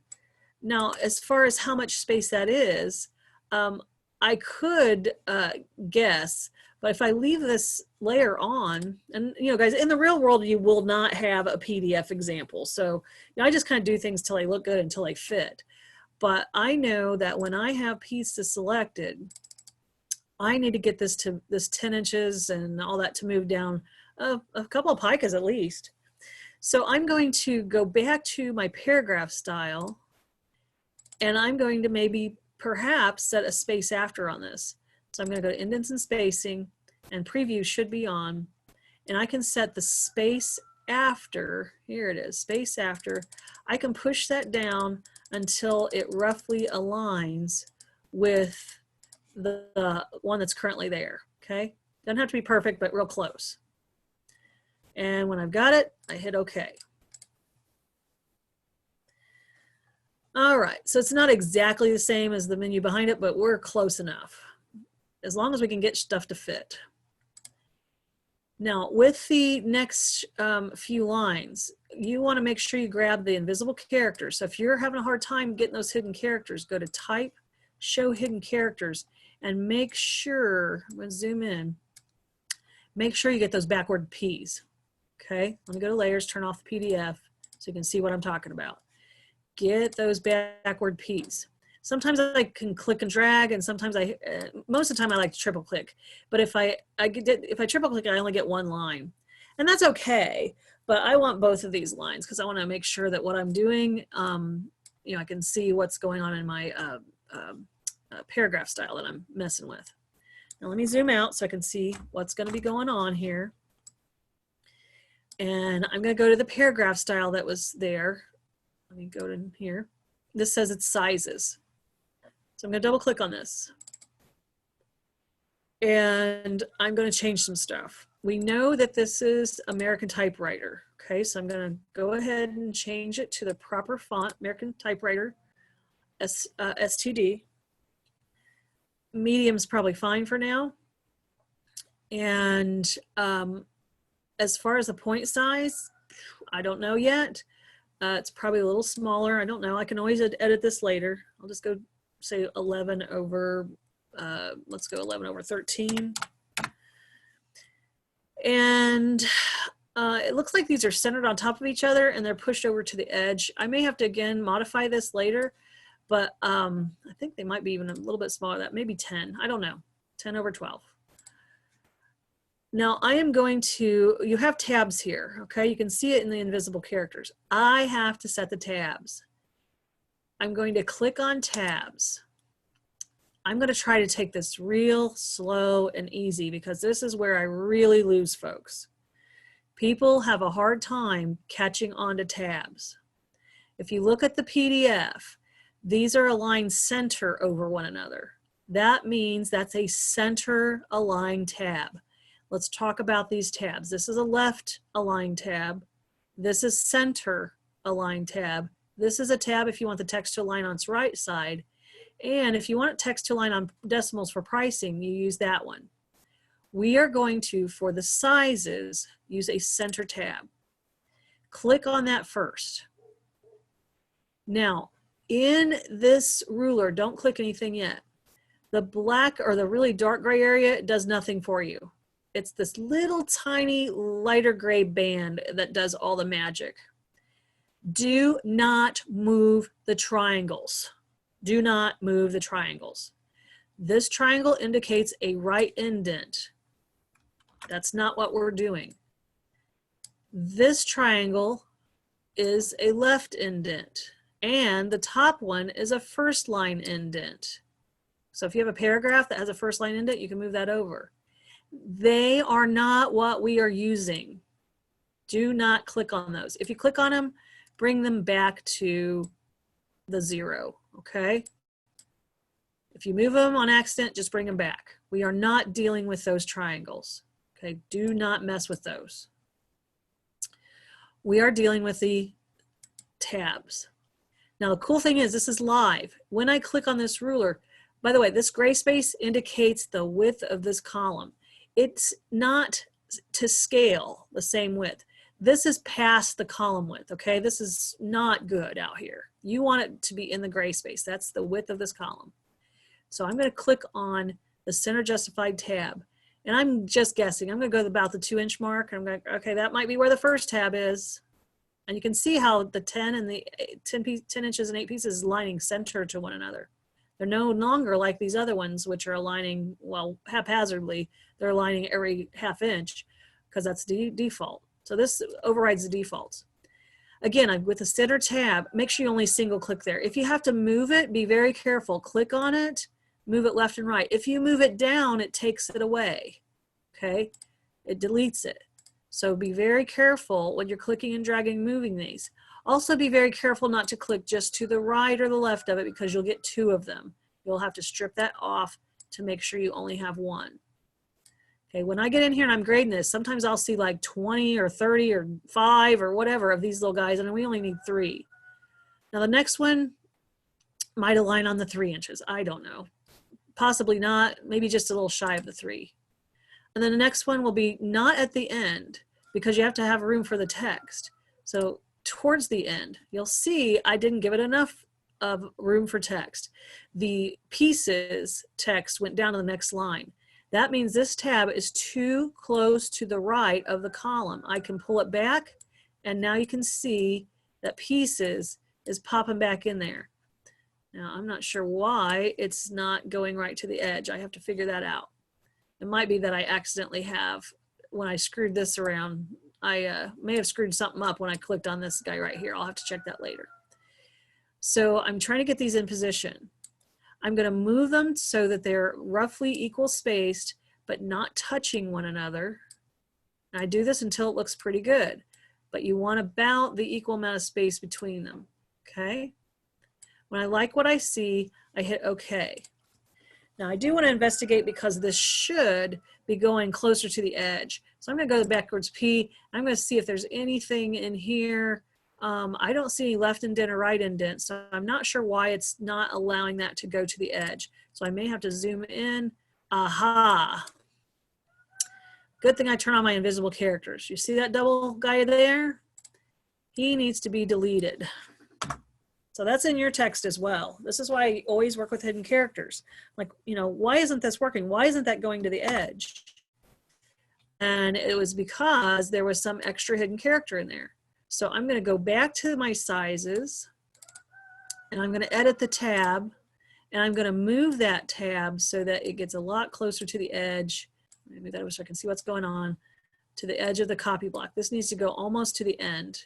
If I go too far over, it will go to the next line, okay? So you have to be careful about that.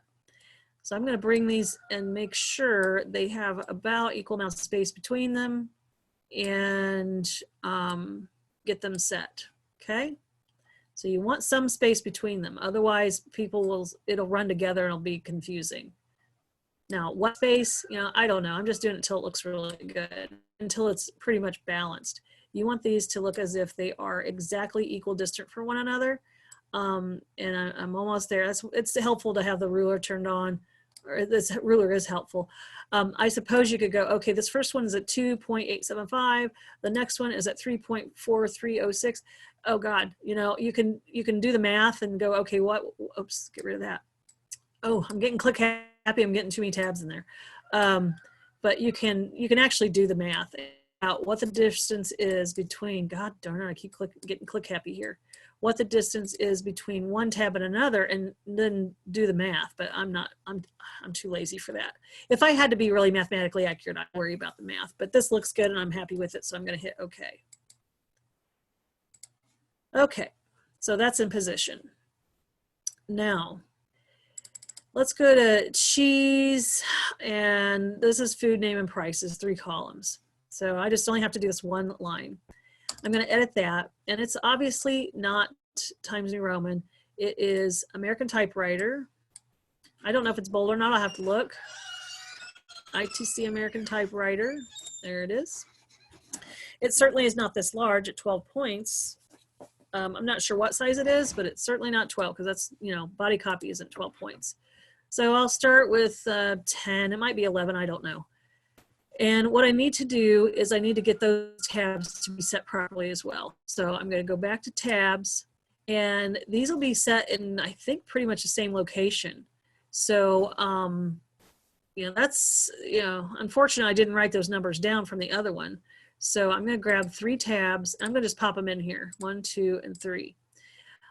You do want those aligned perfectly underneath the originals. So you can eyeball this and actually have it work out pretty well. Just make sure you're clicking on the actual tab, not creating a new one, okay? Because if you're not paying attention to where you're clicking, you'll find out that you'll get a second or third tab in there. So make sure you click right dead on that tab. So I'm working from the end, then the middle, and I'm just doing it till it kind of looks centered to the one above it. I could write down the number, but here we are. And then, oh, by the way, this should be a decimal point tab on top of all that I'm doing. You see down here where these are all getting jumbled up? So I'm going to click on the tab. Oops, make sure you don't click and make a new one. I just did. So I'm going to click on this little tab and I'm going to say align to decimal.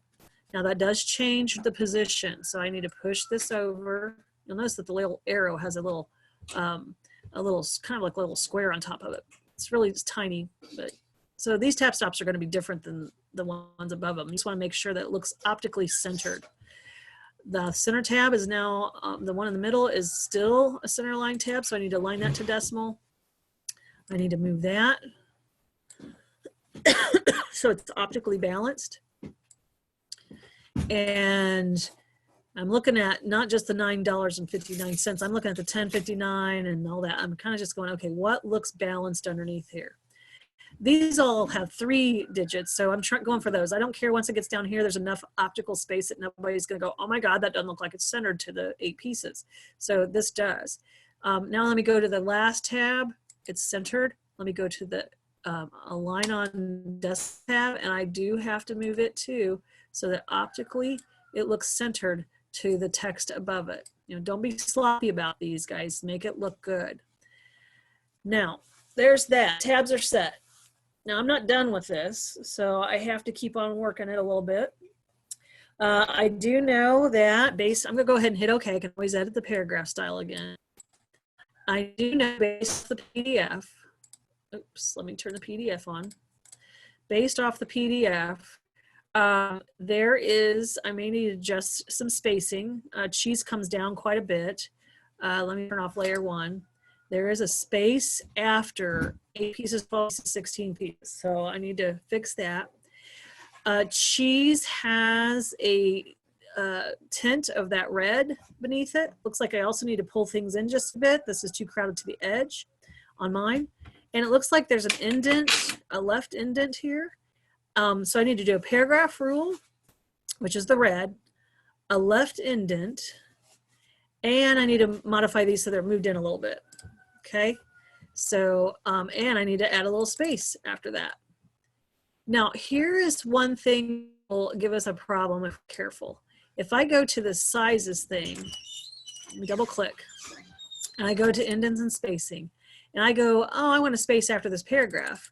What happens is it puts a space also after the numbers up here, and I don't want that. So I'm going to go ahead and increase this spacing and have this, I know it was a fair amount of space it looked like. I'm going to go ahead and hit OK. So at least a pike or so. Now this is where a soft return comes into a real handy play.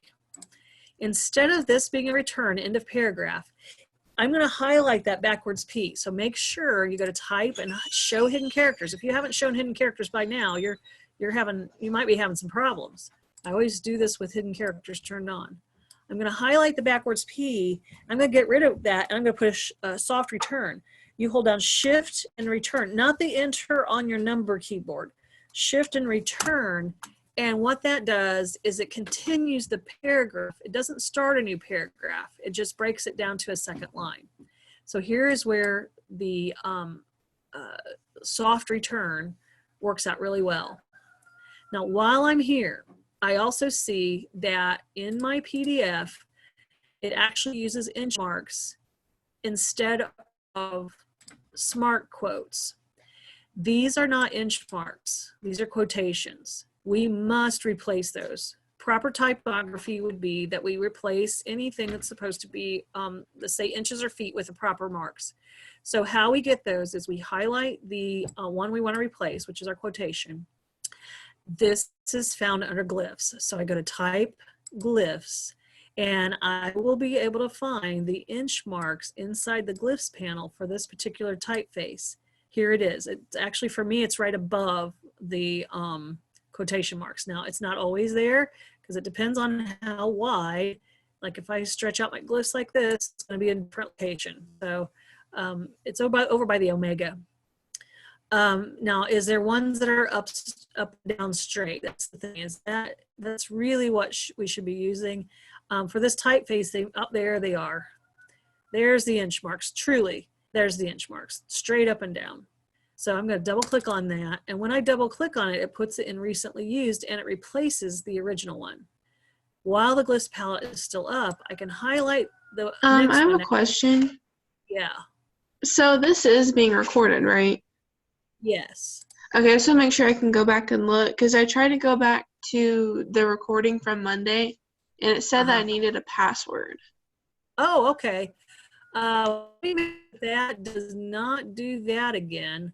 I'm not sure why it would need a password. So let me see if there's something weird set up in there.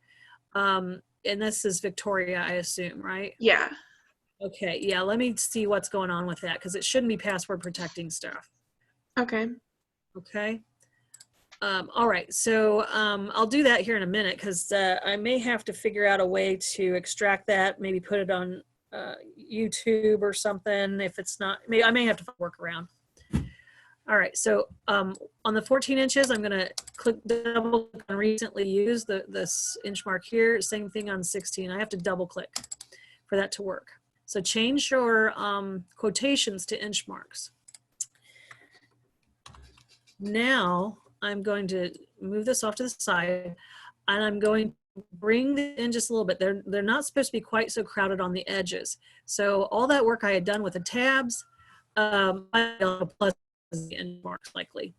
So all the work I did for tabs, oops, excuse me, the sizes, I'm not sure why it has a plus mark there.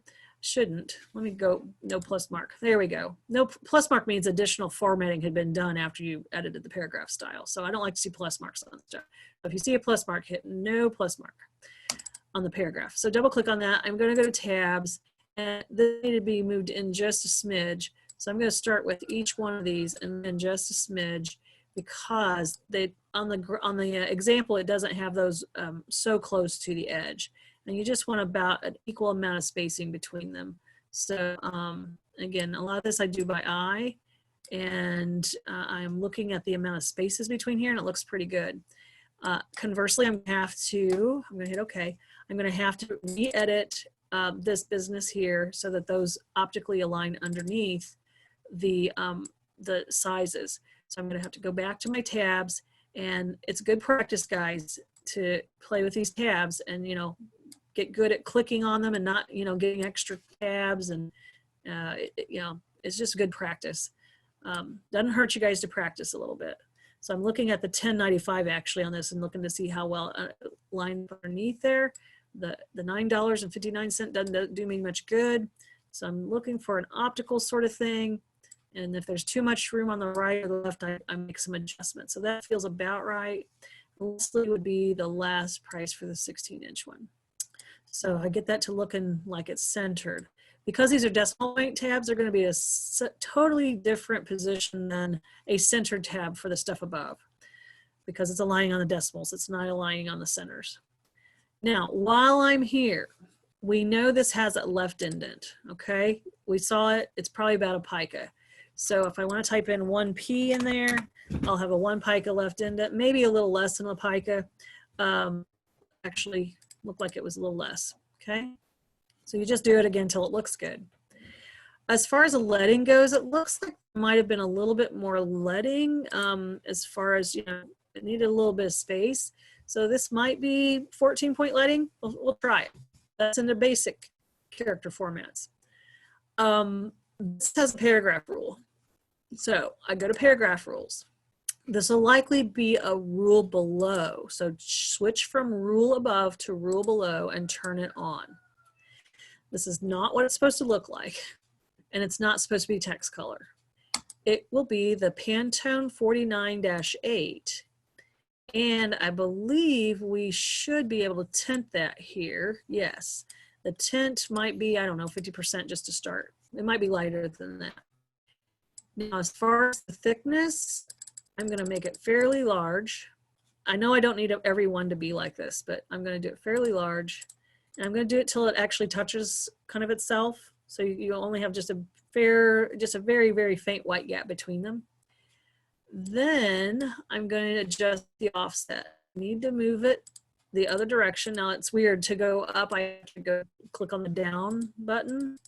I'm going to get that so it's kind of optically aligned to the type. Now I know not every one of these has a rule underneath it. When you like what you've got, you hit OK. And I may have to zoom in just to see what's happening here. And I'm going to look not just to cheese pizza, I'm going to look at the other ones. You know, it looks like that paragraph rule needs up just a little bit more because the type doesn't look visually centered. You can't tell beginning and end here, but when I zoom out, you can tell where the beginning and end of that paragraph rule is. Oops, I just hit the space bar. Don't you hate when you hit the space bar when you're meaning to move around and you're actually in a text box? Okay, so you can see that this is a little above center optically. So I'm going to go back in here. I don't even have to triple click on this, guys. I can just put my cursor in there. I just tend to triple click so I can see where I'm at. But I will click on this and I'm going to go back to the paragraph rules. I'm going to offset that just a little bit more to, oops, I'll get the right thing here. There we go, looking pretty optically aligned at this point. As soon as I hit it one more time, it's not quite right. So my offset is like 0p10 for now. That may change. I'm going to hit OK. Now, here's the deal. If you have the same repeat formatting but without a paragraph rule, here is what you do. So this one needs to not have a paragraph rule. I will duplicate the paragraph style instead of making a new one and starting over from scratch. I will click on food names and prices and drag it down and it'll create a copy. I'm going to click on this. Now this is now the copy one. I've assigned the copy one. I'm going to rename this 3 columns white. We know that's a white band. I'm going to go to paragraph rules and turn off the rule and I hit OK. So now this one has no paragraph rule. So I'm going to assign every other one as 3 columns white. That way I don't have to deal with those paragraph rules. And I don't have to deal with making a new paragraph style either. Now I'm going to turn on the PDF because I want to see what's going on with that extra portions. If there's anything, oh, that's got an offset on it pretty heavily. So I need to push that down. This likely has a space before it. So I am going to, not return, I am going to double click on the extra portions. I'm going to duplicate that paragraph style. Okay, duplicate it by clicking and dragging on it and take it down to the plus sign. And this will be for extra portions. I'm going to rename this extra portions. And there's also in the next column over, oh, I can't remember what it says over there, but there's another one, starts with an M. I can't see it, but there's, I'll just call it extra portions right now. And I'm going to hit OK, make sure it's assigned to it. And now I'm going to edit it and I'm going to go to Indents and Spacing and put a bit of space before. Okay, and I'm not sure. Pica maybe more, I don't know. Just do it till it looks good. So currently, this looks pretty good. Now, does it look exactly like the PDF? Possibly not, but that's not my concern. My concern is that it's close and it's readable and it looks really nice. Okay, and you got a good amount of space. Now, here's the deal. Sandwiches needs to go to the next column. There are a couple ways of doing this. Some people will click and drag and squeeze it out, so they'll go to the next column. Okay, so it'll be over here. But a lot of people do this. They will put the cursor at the end of the last paragraph on that page. and they will go to type, insert break character, and you can do a page column break. But we know that that's either way this will work because that's another column. But if I had a 2-column grid, that would not be useful. So in this case, break, it'll move that up to the next page. Now the only bad thing is it didn't replace the backwards P. This is a page break icon. I may have to go up in here and get rid of, I should have highlighted the backwards P. So let me hit Control Z. Let's do this correctly. Let me zoom in. So I'm down here at the bottom of the extras. I want to highlight this backwards P. Let's zoom out so you can see where I'm at. And then I'm going to go to type, insert break character, and do a page break. Now I don't have the backwards P up there creating all sorts of havoc. Okay, it does show, it's got a ghost graphic here. There we go. It does these little ghost images. When you do something, you'll have double, and it's like, why is that? So sandwiches is right up there because there's a page break. And again, that page break icon looks like a dot with an arrow underneath it. All right, I'm gonna move on to the next page. Now, we know that this is the same as extra portions. Now you see there's a plus sign here. I'm not sure why I'm gonna hit no plus sign. Whoa, that didn't work out well. Let me make sure things are doing okay.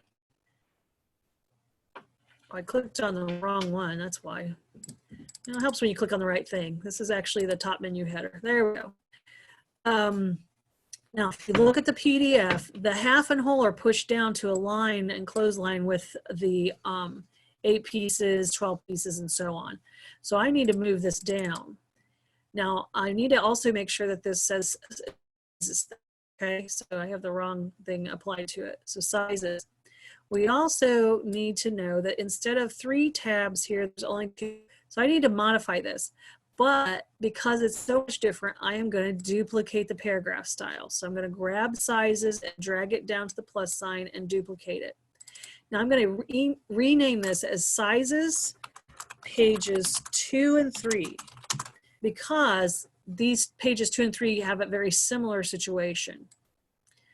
Now I'm going to hit OK so I can get my window so you can see what's going on here. So I want to move this down so it aligns. I may have to pull a guideline down. In fact, I'm going to zoom in just a little bit. Pull a guideline down. The bad thing about guidelines is they're on one page or another, and I'm not zoomed out to be able to drag it out to the pasteboard. So I really should zoom in to make sure I have this accurate. So let me zoom in. I'm pulling a guide down to the baseline of, say, like 16 pieces. So I'm right there at the bottom of that one. And then I'll make sure I pull another one down on this page in the exact location. So that way I can not have to worry about looking over there when I'm working here. So let's edit this. So we have, I went ahead and looked at paragraph style, and now I need to edit it. So I'm going to double click. First off, let's go to tabs. I will rip off this first tab right here. Take it off. Just click on it and tear it down. It looks like I have a problem with the word whole. It's longer than what my 16 pieces thing was. So I may have to bring this back just a smidge till it comes back. I may have to adjust all my tabs. Oh, Lord. Great. Oh, hold on. Let's hit cancel. Looks like there's a hidden character. I don't know what's going on here, but there's an extra tab that our client must have put in there. So let's kill that. There we go. I'm going to hit Control S. You see when people, when you other people, they can put all these extra returns and tabs and all this stuff in there, and it just messes you all up. So I got rid of that. Now let's go back in here. It may be just a matter of moving them. So let's move them. I got to think smarter, not harder, because these are already in good place. So I'm going to hit cancel and Control Z. So I'm going to rethink this. I don't want to have to move those tabs. So I am going to delete that tab.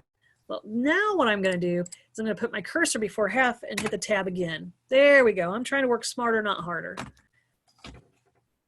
Now, in this case, I didn't have to duplicate the tab at all. So that might be the way to go. Or I could go ahead and click on sizes for pages 2 and 3. And if this is confusing to people to have 2 tabs, which is not clean typography as far as typesetting goes, I will go in here, go to tabs, and rip off that first one. And yeah, I'm gonna hit OK. This sucks, guys. Hit OK, and then I'm gonna delete that extra tab and it'll line up. So that's a little complicated. I suppose you could just use the original sizes one and just hit the tab key one more time. Get rid of the one at the end of whole and put one before half. But proper would be to have only one tab to get to half and one tab to get to whole. So that might have been a little confusing. And I did have to, I do have to create a new paragraph style because this pushes down. So we're not out of the woods yet. So down a bit, so I'm going to double click on that. So you guys do have to create a new paragraph style for that. The indents and spacing, and you want some space before this. So on the indents and spacing where it says space before, you want to set that up so that it lines up to the proper place on that grid line that you pulled down. Because I'm zoomed in, I can't really see if it's done well. Yep, it's perfect. So I lined it up on the other side exactly so the curvature of this nearly touched that grid line. So this is good. You know, guys, tabs are going to be the thing that probably are the most confusing for folks. Now, because it has a chapter as the other one, this should all line up perfectly, okay? And because I used the guides, everything's perfectly. All right, guys. I'm going to save this, and I'm going to save this, and we're going to take a break. It's about 11 o'clock, and I'm really getting kind of, my voice is starting to hurt, so I need a little bit of a rest real quick. So let me do a new share. Before I go and take a break, actually, I'll save your questions for break, because I really do need to let my voice have a break, unless there's something super pressing. But let's come back in, say, 15 minutes. So let's come back at about, let's just say 11:15. That'll give you almost 20 minutes. So I'm going to write that down on a whiteboard, and we're going to take a quick break till 11:15.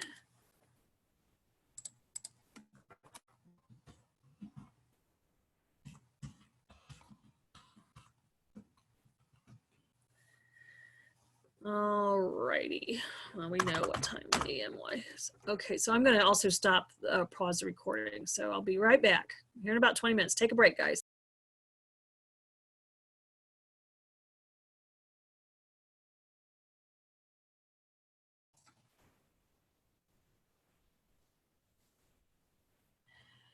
Okay, guys, I'm doing a new share here on Google. Hopefully you can see that in our class. I created a new module. This is kind of a backup for the problem with the video that we might be having. So I know Victoria had mentioned that, I don't even know where my microphone went. Victoria had mentioned that, sorry guys, I'm trying to find something here. There we go. My microphone was way, way down. She had mentioned that she couldn't see the video without having a password. So I'm not sure what setting is in there that's making that happen.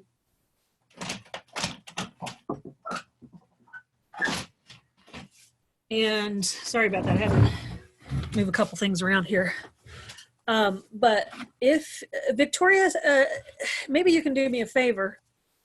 If you guys can check in Ivy Learn, there's a new module called Zoom Recordings, April 13th through May 17th. That May 17th, I'm not sure when the semester ends, so I'll have to look that up, but maybe a little bit sooner than that. I was just throwing that in there. But see if this works. It's the week 12 day one, which was the Monday's recording you mentioned. I want to see if that works for you guys. Oh, Yeah, that's what just came up on mine. Well, what a pain in the rear end. Oh, goodness sakes alive. Okay.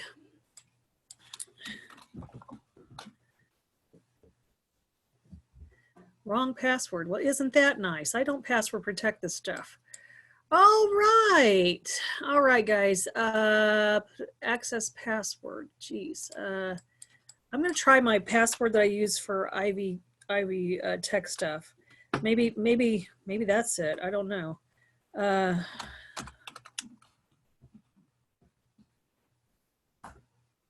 Okay, well, I'll have to figure that out, won't I? What a pain. One more fun thing here. Okay, well, Victoria, I'll figure this out and fix it. This clearly didn't fix it. So I was spending a few minutes trying to get that accessible.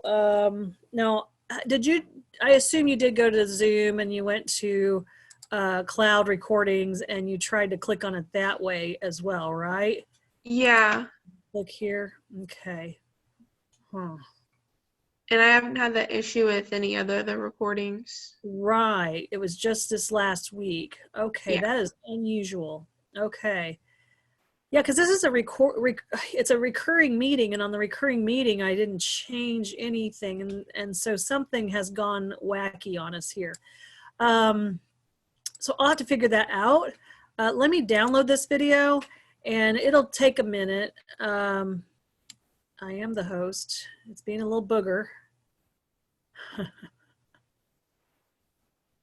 I have to sign into my Zoom account. Okay, so I'll have to deal with that later, all right? Because it's making me do some extra loops to jump through, and I'll have to fix that later.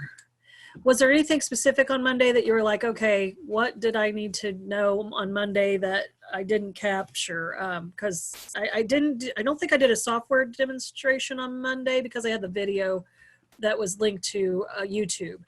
Was there something specific you were looking for? Yeah, I was watching the video, but I just heard today that you said that it didn't really matter what font we use because I had trouble downloading the fonts that were in the zip file. Okay.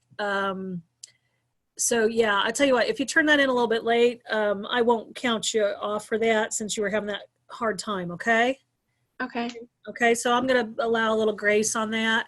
In fact, I'm gonna change the due date on that so that way I know it won't count you as late. So let me take a minute to do that because I don't want to screw anybody over for those kind of technical issues that we're not able to manage. So on the Bill of Rights, I'm gonna put that out there as, I'll just do till Monday. That way, since I got screwed up, it'll give you extra time, okay? Okay, thank you. Yeah, and I probably should edit this and say you can use whatever fonts you want. Yeah, and I really do need to do that. I don't think it says it in here. Yeah, it doesn't. It just says follow instructions with supplied video. Okay, you may choose to use other fonts as long as they are appropriate. I know this is a little bit late, but I'd rather do this now than later in case somebody's running late. For text type, please do not use all caps, script, or decorative fonts. All righty. Well, I apologize, Victoria, for that. Hopefully that extra time will make it a little bit better for you. Yeah, Okay, thank you. no problem. And if anybody else had a problem too, at least it gives folks a couple of extra days here. All right, let's go to new share. Let's go back to InDesign. And I haven't started recording yet, so I haven't really done anything too crazy. So let me go ahead and, oh no, it's still recording, sorry. All right, so let's get back to our exercise for our pizza menu. Where we were is we finished up half and whole, we duplicated the paragraph style for sizes, and we modified that paragraph style. The tab's a little bit sticky to deal with, but we got it to work. For Super Stromboli, we're going to edit, or we're not going to edit this, we're going to duplicate the food name prices 3 columns, and we're going to end up calling it 2 columns. So I'm going to click and drag that to the new paragraph style button. Now it says 3 columns copy. So what I'm going to go in here is I'm going to call it instead of 3 columns copy, I'm going to call it 2 columns and get rid of the word copy. Okay, so this is for 2 column things. I'm going to go ahead and hit OK. Now, if I want to, just to get ahead of the game here, this line is currently the 2 columns one. I'm going to triple click on each of these lines and switch them up to the 2 columns option. It doesn't change anything yet because I haven't edited that paragraph style. So 3 clicks will get you that invisible character in the whole line, and then I'm going to what we call apply the paragraph style. Minimum delivery 2 sandwiches is not that. It's the same as extra portions, okay? So I'm going to click on extra portions for that thing that says minimum delivery 2 sandwiches. While I'm down here, I'm going to zoom in to that last paragraph return invisible character. I'm going to highlight it, and I'm going to make sure that that is a page break. So I'm going to type, insert break character, and page break. That way that other stuff will move down or up to the next page. I don't know what the heck's going on here. Why did that just all of a sudden shift? So let me make sure everything's good here. See, that's got a little plus sign. I'm going to say no plus sign. And I don't know why that says extra portions. I wonder if it's including that as the previous paragraph. So I'm going to go top menu header there. Everything's back to normal. So by getting rid of that backward P, it might have assumed this was part of that previous paragraph. I have no idea. So I had to clean that up. Now, let me go in here and edit this paragraph style. So I'm going to go in here, double click on it. And here's where we're just going to have to deal with some tabs. So these can be a little tricky. So I'm going to go to tabs. And let me see if just ripping off this first one is going to work. Okay, in this case it did. However, I do need to make these kind of align a little bit better underneath half and whole. So it's a slightly different situation because of the,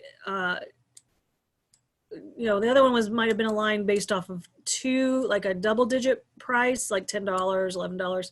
This one has single digit pricing on all of these.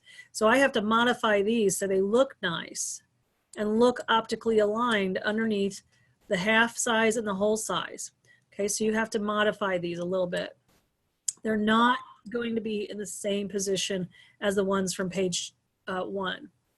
Once I like what I've got, I'll go ahead and hit OK. I will duplicate that paragraph style, and then I'm going to call this one 2 columns. Oops, let me double click on it. 2 columns white.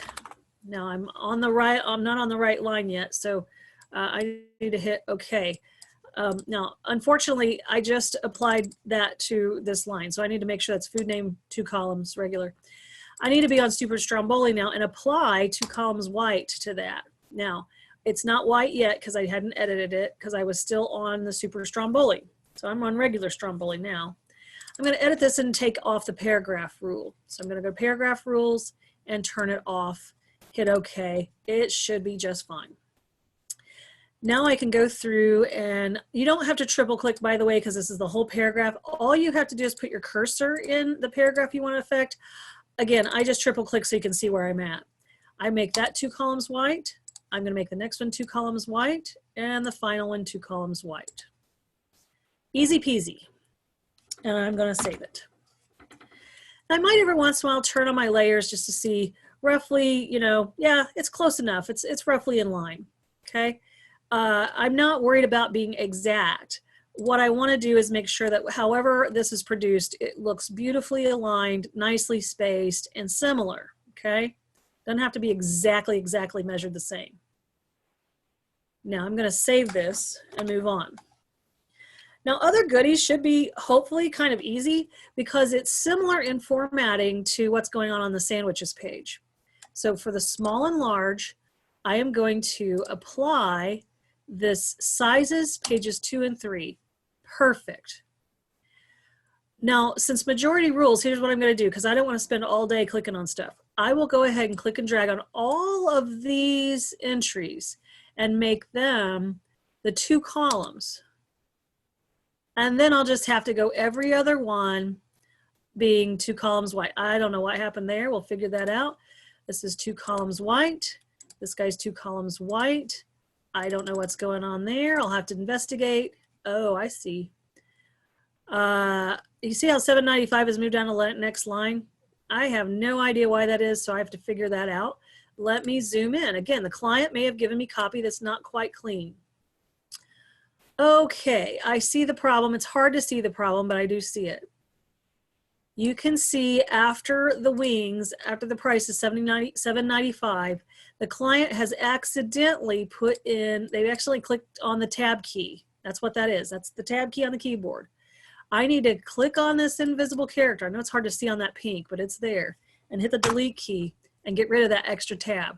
You know, people get real tab happy and hit the return key too many times and all that. And so when you guys get documents from your clients, they oftentimes are a little bit, I call them, they're not clean. We'll call them dirty, I guess.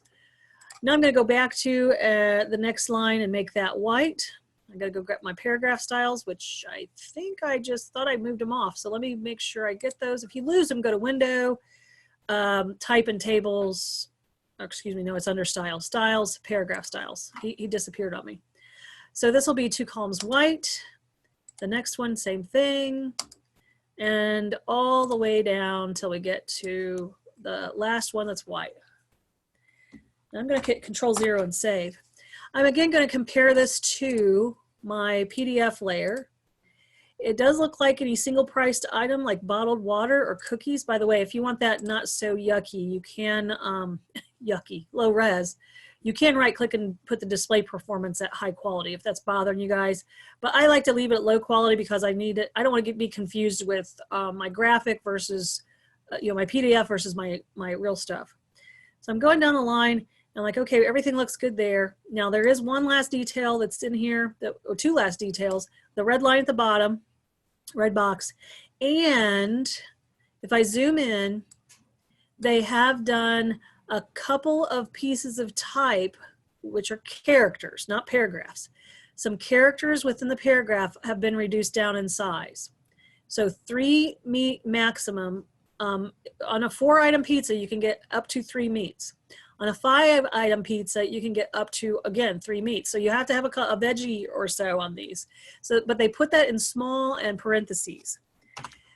And if I come over to the other side, the 3rd page rather, you will see that breadsticks are served in an order of 6 or 12, and cheese or garlic bread is served with cheese is served between either a 2 breads or 4 breads order. So that's what that's about. The 612, 6 will cost you $3.25, 12 will cost you $5.25, and so on. The 2 would be $3.25 and $5.25. So we have to fix that. And we also have to put that line down there. So let's turn off that layer just for a second and turn back on my text layer. Now, does anybody know what we do when we have characters within a paragraph that are treated differently? What would we do to make sure that we can repeat that formatting throughout the rest of the layout? What would I do with this? I mean, obviously I would resize it first off. Let's take it down in size. So there's a size. Now, how would I get that to be able to be used on multiples, that formatting? What would I use? Does anybody know? It's character styles. Okay, nobody's answering, so I'm going to go to character styles. Character styles, not paragraph styles. Paragraphs are for the whole entire paragraph. Individual characters within a paragraph, if you have formatting that's special, those need to be a character style. So I'm going into character styles, I'm hitting the plus sign, and it's going to say character style 1. So I'm going to click on that. I'm going to double click on it to rename it. And I'm going to call this items in parentheses, for instance, because all of them have items that are in parentheses. You could say 3 meat max and how many per serving, but I'm just going to call items in parentheses. And I hit the return key. to make sure that sticks. Now I'm going to, this is the pain in the butt. Character styles, you actually have to click and drag on stuff. So click and drag over the things that need to be changed, and then I just click on items in parentheses and apply it. The last, I don't think there's anything in the middle page, but the last page does have these items in parentheses. So I'm going to grab those and apply that character style. Unfortunately, this doesn't have any I can't multiply select things. I have to do them one at a time. The last bit of business is that little red box at the bottom. So let me save this. This would be on your master page. So let's go to the master page. If you were smart, you did one master page and not facing pages. I got a little caught up in it, and I have a 2-page spread. So I have to do this twice. I have to draw with the regular rectangle tool, not the one with the X in it. I'm going to draw a box, and it's going to go right down to the bleed, and it needs to align to the grid, okay? So I need to make sure, let me fill it before I do anything. So this needs to be stroked with none, okay? Make sure nothing has strokes on it, guys. I see sometimes type boxes with strokes on them, and I know it's an accident. Make sure you're not lazy and, you know, turn that stuff off. Now, if it had a stroke on it, look what happens. My beginning point, it includes a stroke. So I now have to kind of push that out so it's exactly the same width as the column. So I like to start with a stroke off. Make sure it's pulled down to, again, the bleed, okay?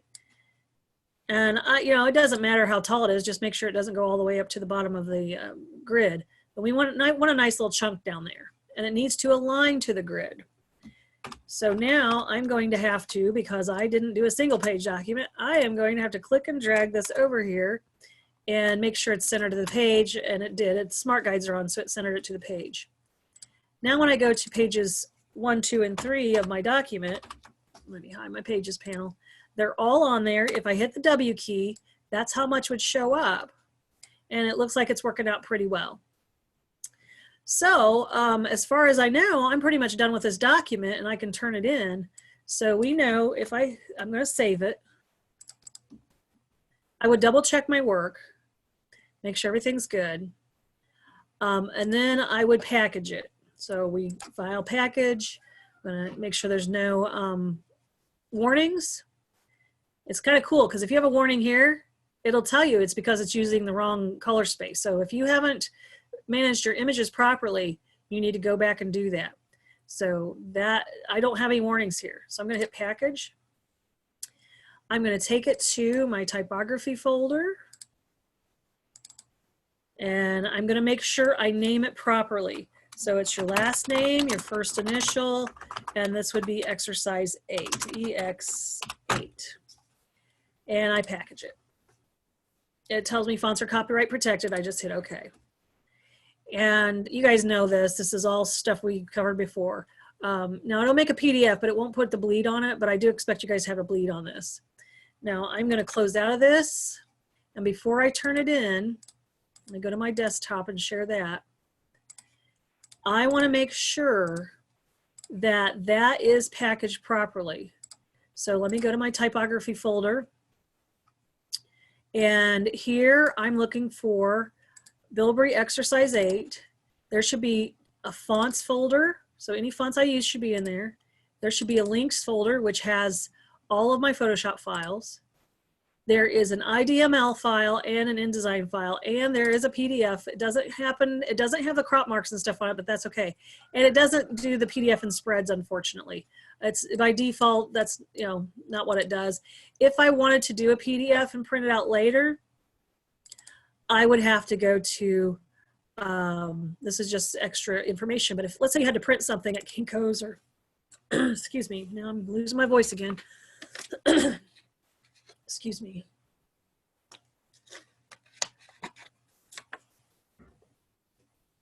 I'll also double click and make sure, I'll check it, open it, make sure it's good. If I wanted to make this in spreads and with crop marks, I could go to Adobe PDF preset, go to high quality print if I'm going to print it out there. I name it properly, but I hit save and you get, okay, let's say yes. And you get a window that comes up. Here you can click on spreads. Here you can also click on crop marks and registration marks. I wouldn't do bleed marks. And then use document bleed settings because it's got the bleed set up. So I hit export. You guys don't have to do this, but in class, sometimes you guys can't print. And I know we're not printing right now, but, and you take it to Kinko's. If you take it to Kinko's, you want your PDF to look like this, not 3 pages straight up and down. So this has crop marks, registration marks. The bleed has been pulled out 1/8 of an inch, or we did that ourselves, but it shows the bleed and it's ready to go in the event that you need to print it outside. Hey, I just remembered her name. Her name is Karen Kennedy, and oh yeah, I swear it's the same thing that we did. I know Karen. Yes, thank you. And yes, she's probably taken that from me. So yeah, I know Karen. Okay. Yeah, I do remember. That's the Columbus. exact same one that I did. Yeah. So. Okay. Yeah. There's a little thievery going on there, and yeah, I haven't talked to Karen in a long time, but I don't know how she got that, and I can't remember. But we did. She taught for us for a couple semesters, but she teaches down in Columbus mainly. So, yeah, that's where I. Yeah, that's okay, where I. Well, way to go, Karen. I was like, that's so familiar because I'm looking at the pictures. I'm like, yeah, that is the same. I mean, she went about it. She's teaching it differently, but but yeah. There's a couple different ways. You can do it I also teach it in tables, but I don't have a video on that. But I don't mind doing it again because tabs is one of those things. It's pretty difficult to master. So tabs suck. I love them because I'm used to them now. But man, they suck. If you're just starting out on tabs, it can be a struggle. Yeah. And then I used to have to teach tabs to people who had been doing InDesign for a while, out in the field. I'd have friends call and go, man, I can't get this under control. And I'd have to teach them how to do it because they were trying to align things, using the space bar and all sorts of insanity. Yeah. And it was nuts. So tabs, I agree. Yeah, tabs have to be learned. But yeah, Karen Kennedy, I know her. Yeah, nice lady. I'm trying to think. I think she's a master gardener too. But yeah, I'm familiar. Yeah, no, she's great. I was just I was like, man, I had to find out, so I had to look, and then I figured out her names. I appreciate your investigative research. It was bugging me because I was like, I know I did this before. Yeah, she's taken some content, or maybe I gave it to her. I don't know, but she's used it for a class other than typography, obviously. So she's remanufacturing content. But yeah, I created this original, so I know it's mine. But well, it's good to know where it came from. So yeah, most of my stuff is first time stuff. Nobody else has done it because I don't like canned content. I like original stuff. But you guys, if you need to make a PDF, I know the video is that this was switched to the wrong screen, but if you have to make a PDF, it makes one, but it doesn't make a nice one. But you guys can go to Adobe PDF presets, go to high quality print, hit save. There's a thing, spreads needs to be clicked on, and crop marks and registration marks and use document bleed settings needs to be clicked on. When you export that, then the PDF will come in looking like, let me go and show you, see if it'll let me share it. The PDF will come in looking like this instead of stacked. If you don't do it with spreads on it, stacks some pages 1, 2, and 3 on top of each other. So you don't really need this right now, as far as I know. But if you are working on something and you need to print it for a client and you have something like this, and you have to give Kinko's or FedEx, whatever, the PDF, or UPS guy or Staples, or you have to FTP a PDF, your PDF will have to have spreads clicked on with crop marks and click on bleeds, document bleed settings. So that rounds this off. So when you hit the PDF presets, is that like pretty much making it standard? So when you package it, you don't have to make any adjustments? Well, or you have to always export it a certain way? Or? Yeah, if you don't want what InDesign gives you, let me show you what InDesign gives me. Let me package this one more time. If you do not want what InDesign gives you, then you have to manually go in and go to File, Adobe PDF Preset. So let me show you what InDesign gives me when I don't, and you don't have any way to control or override the preset that I know of when it's packaging. It just kind of just does this generic thing. So let me show you what I've got going on here as far as the PDF that it just gave me. So you have to manually do that and then put that in the folder and compress that, right? Exactly. Okay. I'm not asked to do that. I'm just like, I just want to make sure you guys are aware in the event that you did need to go out and print something. Try to see garbage folder. Let's see, this is the new one. Let me see if I can open the most recent one. It may have, when I don't know, maybe it overwrote it because this is what I just did at 11:43. Okay, so I guess oh, here it is. Nope. Wow, this is new to me. I guess when I did the export on Adobe, it went ahead and after I did export Adobe PDF high quality and all that, when I repackaged the assignment, it went ahead and did it properly. That's weird. That's the first time for me. Normally it just does on page 1 stacked on of 2 and 3. That's what I had earlier, but I got rid of it. So yeah, that's kind of wild that it actually remembered after the fact that I did that. That's kind of weird. That's new to me. Okay. So, but you guys don't have to give me a spread PDF. I'm not worried about that. I just wanted you to know about it. Okay, let's see here. So you guys, this is due, I think next class. So if you need to spend time on that, that's fine. And I don't think it's due at the end of class today, but let me see what else is going on here. So the pizza menu, I'm going to make sure, I want to make sure you definitely can get the video. It's not going to be processed for probably another hour or so. Takeaway menu, which is for Bosphorus Cafe. Actually, our student designed that. There's a couple things that you may not need. You may not need the Photoshop files. These are all separate. You will need the logo. The fonts that are used here are Dauphin or Dauphine and Times New Roman. You will need the logo. You don't need the cut the rug or the rug, I don't think. We're not using those graphics in this. You will need the document, and there's a PDF example of what it looks like. There is video on that one for sure, so you guys can follow along there. This one is an exercise in frustration. So you're going to see on pages 2 and 3, it looks really good in the PDF, but man, there's a lot of monkeying around with spacing. So you gotta, don't think you're gonna get this done in 10 minutes, okay? It is not that easy. So you're gonna have to, use paragraph styles and character styles and all that, but you're going to have to really mess around with spacing on some of those entries. So really, it needs to look like the PDF in the end. But these are supplied. There's a video. I'm looking to make sure my I's are dotted and my T's are crossed here. Exercise 10, I know there were videos. I just saw them on YouTube. And I'm pretty sure I have video links here. Yep, okay, those are done. I recognize that. Exercise 11, I again apologize for, exercise 11 was a thing I talked about Monday. This guy is an ongoing project here. Let's talk about that.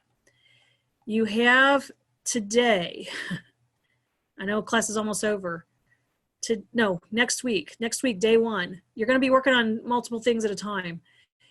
Make sure you have your article researched and typeset in Microsoft Word. That is due at the beginning of class. And it's 500 to 550 words, and do not go less or more, okay? 500 to 550. Make sure you collect your images for this. And this is basically a 2-page article about a current event. And I have examples. These are a little older. The current events of that time were a sharpshooter who shot, who was a sniper, and he got a successful shot, kill, whatever, at over 2 miles. This one was about London's smog, which now London probably isn't as smoggy. for temporarily. This one is about vegetarianism and how meat eaters are destroying the planet. And this one was about the Hurricane Harvey and the floods that it brought into Houston. And that was going on, it had just gone on at the time that I had signed that assignment. So you guys, I have examples of the layouts.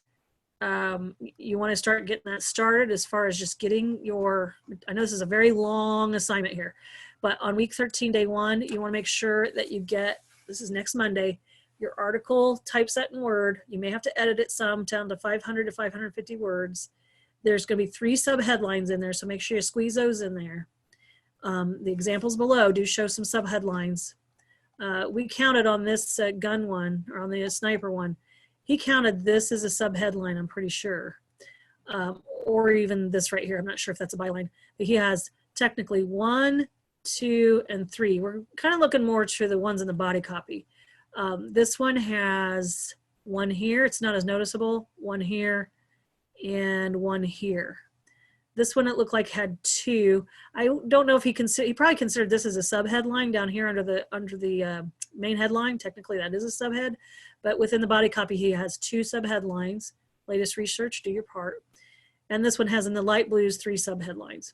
Okay, so you guys get that pulled together so that you can start working on this and get your research pulled together, and we'll start that next week. I have videos on that, and I think it's about I don't know, I'll have to look. I've done that a few times, different subjects, so who knows what I've got on that. All right, so guys, have a great weekend. I'm gonna make sure this video's available to you guys. I'm downloading the other videos so I can try to upload it. It's going to take a bit of space, but I mean, if that's the way we got to do it, that's the way we got to do it. But any questions before we go? Rebecca, once you've uploaded the last one and this one, can you like send us some notifications so we know that Sure. it's good? Yeah, no problem. Let me make a note of that. Yes.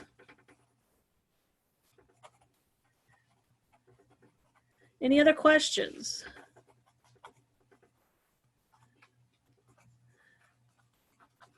I may even put it, if I can, I may even put it on my YouTube channel. If you know, sometimes it's just easier to do that instead of embedding it. It takes up so much room. So we'll see what I can do, and I'll let you guys know when those things are available. All right. Excuse me.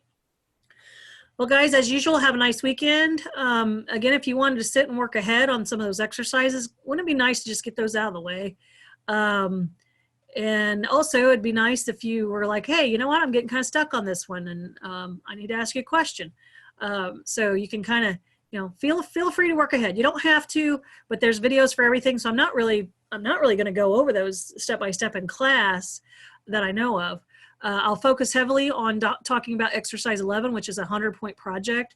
That'll be focused on pretty heavily over the next handful of weeks. So that's probably where a lot of our class time will be spent. Any other questions? All right. Guys, I'm going to stop the recording. Have a great weekend. Thanks, Rebecca.